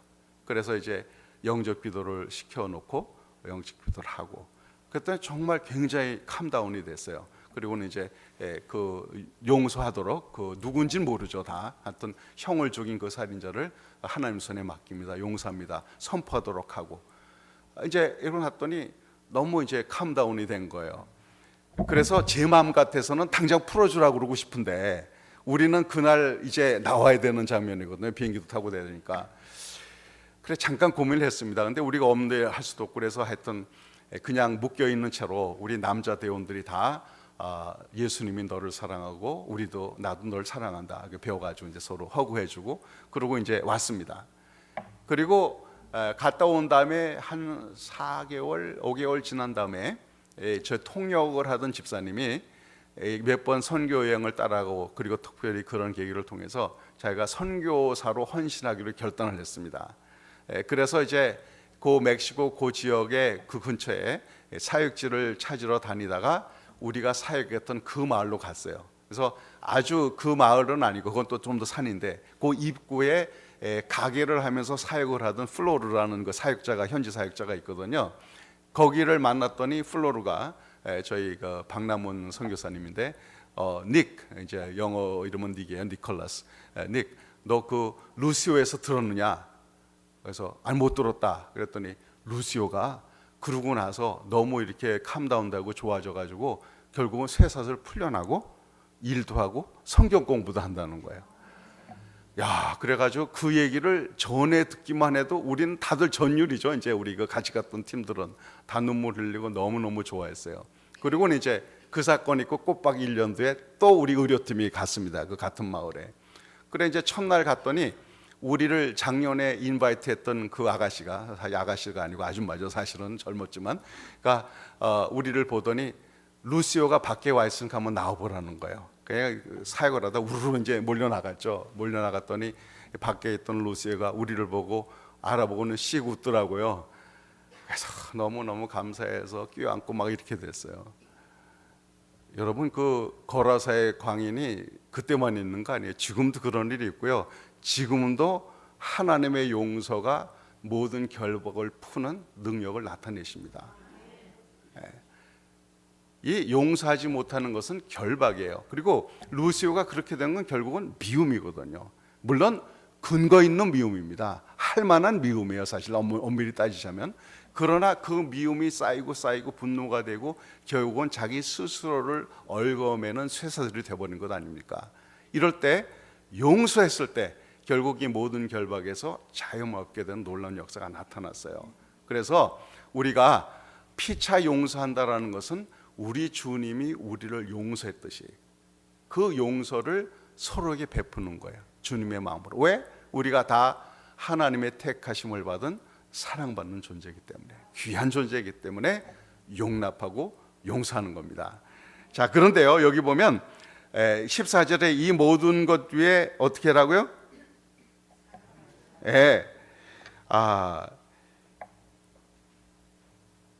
우리가 용서한다고 하면서 까딱 잘못하면 적당한 거리를 둘 수가 있어요. 그러니까 방치하는 겁니다. 용서는 한다고 해놓고 실신을 해놓고 그 다음부터는 뭔가 껄쩍지근해 가까워지기가. 그래가지고 적당한 거리를 두고 이렇게 했는데요. 그렇게 하면은 엄밀히 말하면 정말 용서했다고 할 수 없는 거예요. 그 위에 사랑의 띠로 매야 됩니다. 근데 이게 솔직히 얘기해서 우리 인격의 수준이 그렇게 되냐고요. 에? 말로는 쉽지. 그런데 영혼 깊은 곳에서부터 진실된 사랑이 나오느냐 이 말이에요. 그건 사실 하나님의 것입니다. 그런데 과연 나에게 그런 사랑이 없음을 인해서 얼마나 가슴을 치며 안타까워해 봤느냐 이거예요. 그 사람을 적당한 선에 밀어넣는 것이 나의 마땅한 권리처럼 생각하고 그냥 멀찌감치 방치해 놓은 경우가 많거든요. 그러면 엄밀히 말하면 다 해결 안 된 거예요. 그거를 넘어서야 사랑의 매는 띠로 매야 되는데 이 사랑은 하나님께로부터 옵니다. 우리가 선교지 같은 데 가면 많이 은혜 받는 이유가 뭔가 하면요, 나를 통해서 하나님의 긍휼을 경험하기 때문이에요. 그건 내 감정이 아닙니다. 정말 억눌린 영혼들을 볼 때 성령님이 안에 계셔서 정말 긍휼히 여기고 사랑이 막 나가는 이런 경험을 하게 될 때 우리는 나는 부족할지라도 하나님의 사랑이 나를 강권하시고 나를 사용하신다는 이런 경험을 하게 되면 이 사랑의 매는 띠로 맨다는 것이 불가능하지 않다는 것을 알게 된다 이 말이에요. 그렇잖아요? 그렇게 되면 우리가 용납하고 용서하고 그 위에 사랑의 매는 띠로 매게 되는 거죠. 여기에서 정말 치유가 일어납니다.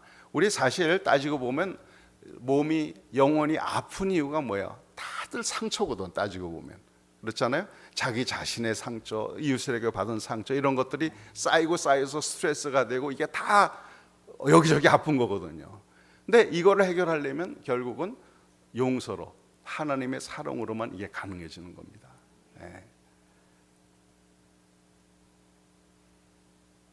저 하나님께서는요 우리를 정말 건강하게 살기를 원하세요. 그래서 예수님이 우리의 구원을 위해서는 십자가에 못 박혀 죽으시면 하면 되는데 그가 왜 39대 채찍을 맞으십니까? 그가 채찍에 맞음으로 너희가 나음을 입었느니라. 영어로는 you were healed입니다. You will be healed가 아니라 you were healed예요. 그러니까 예수님이 채찍에 맞음으로 인하여서 이미 치료를 완성해 놓으셨어요. 완성해 놓으신 치료를 우리가 받아서 발휘하고 누리기만 하면 되거든요. 예수님이 어떤 분은 그렇게 표현을 하더라고요. 이 땅에서 사고로 혹은 태어날 때부터 몸의 사지가 좀 손상이 되고 온전치 못한 채로 태어나거나 아니면 사고로 팔을 잃거나 이런 일이 있잖아요. 우리가 그래도 천국 가면 다 온전한 몸을 되찾게 될 겁니다. 그렇죠? 이 땅에서는 눈이 안 보이던 분도 하늘나라에서 눈이 보일 거고요. 팔을 못 쓰던 분도 하늘나라에는 팔을 쓰게 될 거고 하나님이 본래 만드신 하나님의 형상을 완벽하게 되찾게 될 거예요. 그 건강, 이거 건강은 하나님이 본래 만드신 모든 기능을 제대로 발휘하는 게 건강이니까 마음도 몸도 우리 모든 것이요. 그런데 천국에 가면 온전치 않은 몸을 가진 분이 한 분 있대요. 누굴까요? 예수님. 왜? 자, 예수님이 부활하셨잖아요. 부활하셨을 때 이 예수님의 십자가의 죽으심이 너무 안타까워서 낙심스러워서 엠마오로 향하던 두 제자가 있었습니다. 주님이 부활하신 주님이 나타나셔서 말씀을 풀어주실 때 가슴은 뜨거웠지만 주님인지 몰라봤어요. 동네에 들어가서 떡을 뗄 때, 빵을 뗄 때 저희들이 알아봤어요. 그렇죠? 그런데 그 주님의 손에 못자국이 있었어요, 없었어요? 부활의 몸인데 못자국이 있었어. 왜? 믿음 없는 도마에게 믿음을 주려고. 그렇죠? 도마가 없을 때 예수님께서 먼저 제자들에게 나타났어요. 그러니까 나중에 제자들이 얘기했습니다. 예수님 부활했다고. 그때 도마가 뭐라고 했어? 못 믿는다. 내고 못자국, 옆구리 창자국 만져보지 않고는 못 믿겠다 그랬어요. 그랬을 때 나중에 예수님이 도마에게도 나타나셔서 내 보여주시면서 믿는 자가 되라 그러셨어요. 뭡니까? 도마처럼 의심이 많은 저희들 같이 에게도 믿음을 주려고 주님께서 당신의 몸에 영원한 몸, 부활의 몸은 영원한 몸 아니에요. 거기에 여전히 못자국, 창자국을 남겨놓으셨습니다. 그리고 만약 우리가 그분의 이 세마포 옷을 벗긴다면 등에 39도의 채찍 자국이 그대로 있을 겁니다. 전 그렇게 생각해요. 왜 그러셨어요? 왜 당신의 몸에 영원한 자국을 남기셨어요? 그가 채찍에 맞음으로 너희가 나음을 입었느니라. 그만큼 주님은 우리를 건강케 하시고 치유하시기를 원하시는 거예요. 그리고 그 치유의 통로가 누군가 하면 바로 여러분들입니다. 저 여러분. 이게 굉장히 중요한 의미예요. 왜냐하면 하나님은 천사를 사용해서도 복음을 전할 수 있고, 그렇죠? 초자연적으로 주님만의 홀로 다 고치실 수 있어요.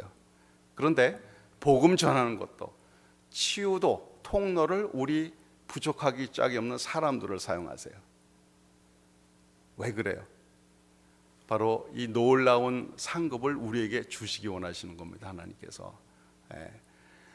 간혹 그런 생각을 해요. 아무리 복음을 전해도 끝까지 안 듣는 이런 사람 되면 속으로 괘씸하기도 하고, 저거 손 좀 한 좀 봐야 되는데, 이런 생각이 들 때, 아예 밤에 천사가 나타나가지고 침대에 자고 있는 거 퍽퍽 발로 차면서, 야 일어나, 너 믿을래 안 믿을래? 안 믿으면 너 죽어. 그러면 안 믿을 사람 있겠어요? 그럼에도 불구하고 하나님께서는 그 방법을 사용하지 않으시고, 우리같이 부족하고 말도 잘 못하고 아는 것도 부족한 사람들을 복음 전하는 도구로 사용하세요. 왜? 하나님께서는 영혼 구원하고 살리는 그 일의 기쁨에 당신의 자녀들이 동참하기를 원하시는 거거든요. 그래서 사실 우리에게 엄청난 능력이 있습니다. 왜냐? 하나님의 자녀고, 그리고 성령님이 함께 하시면 그 능력이 얼마든지 나타날 수가 있거든요. 나를 믿는 자는 나의 하는 일 저도 할 것이 보다 큰 일도 하리니 하고 분명히 말씀하셨습니다. 그래서 저와 여러분들이 그런 도구가 되기 위해서 정말 하나님의 치유의 통로, 용서의 통로, 사랑의 통로가 되기를 작정하고, 내 인격과 능력은 부족할지라도 하나님이 하실 줄 믿고 나를 맡긴다면 이런 일이 얼마든지 일어날 수 있어요. 그리고 이건 한두 번 경험해 보면 점점점 가능하다는 것이 확 믿어지게 되어 있습니다. 그래서 이렇게 하려면 이제 정말 용납하고 용서하고 사랑의 띠로 매고요. 그 다음에 여기 이게 그리스도의 평강이 너희의 마음을 주장하게 하라. 너희는 평강을 위하여 한 몸으로 부르심을 받았나니 너희는 또한 감사하는 자가 되라. 믿는 자들이 하나가 된다는 것은 그만큼 중요하다는 거예요. 예수님이 대제사장의 기도로 요한복음 17장에도 보면 아버지와 성령과 우리가 하나인 것처럼 저들도 하나가 되게 하소서 하고 기도하잖아요. 하나 된다는 거. 예수님의 몸이지 않습니까? 저희들이 각 지체들이 연합이 돼야 그리스도의 몸을 온전히 이루어가거든요. 그러니까 우리가 하나 된다는 것은 정말 하나님이 원하시는 건데, 이 하나 되는 그 가장 중요한 그 도구가 뭔가 하면 여기 16절부터 나오는 이야기입니다. 그리스도의 말씀이 너희 속에 풍성히 과하여 모든 지혜로 피차 가르치며 권면하고 시와 찬송과 신령한 노래를 부르며 감사하는 마음으로 하나님을 찬양하고, 또 무엇을 하든지 말에나 일에나 다 주 예수의 이름으로 하고 그를 힘입어 하나님 아버지께 감사하라. 이게 뭐예요? 전적으로 모여서 함께 예배 드리는 가운데 우리 영이 주 안에서 하나가 되고, 그런 예배 가운데 하나님이 높이심을 받는 그 각에 들어가면 우리 심령들이 정말 열리고 하나가 되고, 그리고 이것이 주님이 정말 기뻐하시는, 서로가 서로에게 치유의 통로가 사랑의 통로가 되는 그런 교회를 이루어갈 수 있는 거죠. 또 시간이 너무 많이 간 것 같아서 오늘은 이 정도로 마칠 텐데요. 중요한 것은 이겁니다. 알고 넘어가서는 아무 소용이 없고, 그렇죠? 이런 것은 정말 실시를 해야 되거든요. 그래서 지금 이 시간에는 각각 기도하는 시간을 드리도록 하겠습니다. 특별히 뭔가 걸리는 사람들이 있으면 뭐 지금 그 사람 앞에 찾아가지 않아도 돼요. 자기 혼자만. 그건 나중에 혹시 시간이 되면 여러분이 개인적으로 그런 일은 하시고요. 필요한 것들은 이 시간 용서를 베풀 수 있기를 바랍니다. 나를 상처 주고 힘들게 하고 어렵게 한 사람이 있으면 그것이 제일 가까운 나의 남편, 나의 아내 혹은 형제, 자매, 자녀일 수도 있어요. 부모일 수도 있고, 나에게 하여튼 고통을 준 사람이 있으면 그가 내 앞에 있다고 생각을 하고, 그리고 그 말을 건네듯이 이렇게 내가 용서한다라고 선포를 하시기 바랍니다. 그러니까 되겠죠? 할 수 있겠죠? 근데 간혹 이런 분이 있어. 나는 뭐 평생 그렇게 원수도 안 주고 미워하는 사람 없다고. 뭐 그럴 수도 있어요. 그런데 좀 꺼려지는 사람은 혹시 없나요? 앞서는 게, 같이 자리하는 게 뭔가 어색하고 불편한 사람. 근데 같이 해야 되는데 그런 사람 있으면 그것도 역시 뭔가 걸리는 부분이 있다면 용서해야 될 부분이 있을지 모르겠습니다. 그래서 일단 나에게 상처 주고 아픔 준 사람을 용서를 여러분이 선포하시기 바랍니다. 아까 말씀했죠. 루시오 같은 경우도 용서를 선포함으로 가장 자유함을 얻는 것은 자기 자신입니다. 그래서 이 시간 여러분에게 좀 연주 좀 크게 해주시고요. 너무 속으로만 하면 잘 안 들리니까 적어도 큰 소리 막 낼 필요는 없습니다. 그러나 내 귀에 내 소리가 들릴 정도로는 집중을 해서 내 앞에 용서해야 될 사람이 있다고 생각하고 실질적으로 먼저는요. 그러니까 섭섭했던 것, 내 아팠던 것조차 얘기하는 것도 좋아요. 솔직하게 그렇게 얘기하고, 비록 이런 일 때문에 내가 이렇게 아팠지만 주님의 말씀과 명령을 따라 내가 당신을 이렇게 용서합니다라고 선포를 하세요.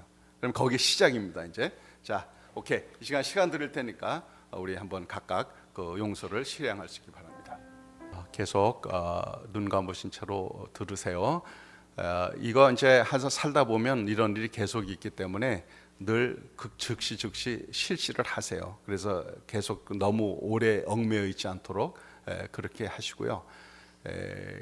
그 용서를 선포한다는 것은 결단입니다. 감정이 처음부터 용서가 돼서 하는 게 아니라 하나님의 말씀에 순종하여서 결단하고 실시를 하면 하나님께서 우리 감정조차 정리해 주실 거예요. 그렇게 하시고 계속 하시고요. 이 시간 또 용서할 사람이 있습니다. 바로 자기 자신이에요. 사람 살면서 실수하지 않는 사람 누가 있겠어요? 때론 넘어지기도 하고 남한테 아픔을 주기도 하죠.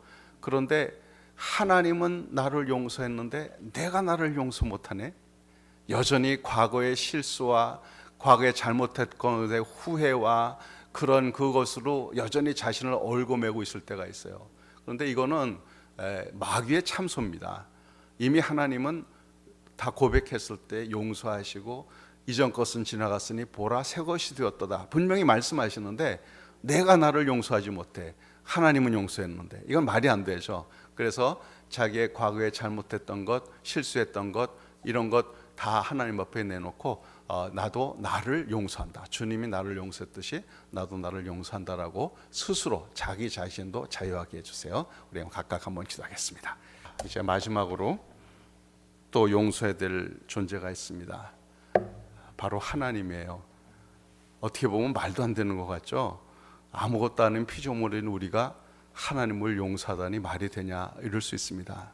그런데 우리가 이해하지 못하기 때문에 내 삶에 일어나는 여러 가지 문제야 아픔에 대해서 하나님은 왜 방치하셨는지, 원망하는 마음, 내 삶이 왜 이렇게 엉망이냐고 그것을 다 어떤 하나님의 탓으로 돌리는 적이 있을지도 모르겠어요. 그리고 감히 입으로는 말을 못하지만 자기 마음에 그렇게 하나님에 대한 어떤 원망과 그런 섭섭함과 이런 것으로 내 스스로를 하나님에게서 이렇게 멀리하게 된 그런 사람이 있을지 모르겠습니다. 이때 하나님께도 말씀드리세요. 내가 하나님 다 이해하지 못하지만 이렇게 내 마음의 억울함으로 또 이렇게 원망함으로 하나님을 가둬놨던 것, 멀리했던 것을 용서해 주시고 나도 하나님을 용서합니다. 어떻게 보면 말이 안 돼요. 그렇지만 해야 됩니다. 왜냐하면 그렇지 않으면 여전히 하나님과의 간격이 너무 멀어. 그분은 너무도 멀리 있는 것 같고 내 삶을 참 이렇게 상관 안 하는 분처럼 생각될 수가 있거든요. 그래서 하여튼 뭐 우리의 언어 표현은 어떠하든지 하나님의 하나님이심을 인정하고 다 모르는 채로 하나님도 내 삶에 한 모든 이런 섭섭함도 우리 하나님께서 다 용서해 주세요. 이렇게 하시기 바랍니다. 자, 우리 감히 하나님을 용서하겠습니다. 아버지 하나님, 우리 각자를 하나님의 형상대로 아름다운 존재로 만들어 주신 것을 감사드립니다. 비록 죄 많은 세상에 죄를 갖고 태어났기에 이래저래 휩쓸리기도 하고 이그러지도 하고 다쳐지기도 하여서 하나님의 형상이 많이 손상되었지만 그래도 우리를 향하신 하나님의 사랑은 여전하시고 그러한 우리들을 치유하기 위해서 예수님께서 그 아픈 채찍을 맞으시고 등의 모든 살이 헤어지는 그 고통을 몸소 당해 주셨습니다. 이 시간 하나님께서 저희를 용서의 도구로 치유의 톡으로 사용하시사 우리 각자가 하나님 앞에 아름다운 존재로 다시 설 수 있도록 우리를 이끌어 주시고 새롭게 하시는 것을 믿고 감사드립니다. 아버지 하나님, 저희가 이 시간 생각나는 대로 일부만 이 용서를 실천한 줄 압니다. 그러나 매일매일 주님께서 깨닫게 하는 대로 주저하지 말고 주님 앞에 내려놓고 용서할 것을 용서하고 용납할 것을 용납하고 사랑의 띠로 묶을 것을 묶고 우리 자신들이 치유함을 받을 뿐만 아니라 서로를 향한 치유의 통로가 될 수 있도록 인도하여 주셨기를 원합니다. 우리 하나님이 저희를 용서하셨듯이 저도 늘 용서를 실천함으로 인해서 우리 마음에 하나님 주신 평안이 가득하고 감사가 차고 넘칠 수 있도록 인도하여 주시옵소서. 남은 시간을 다 주님 손에 맡겨드리며 예수님의 이름으로 기도합니다. 아멘.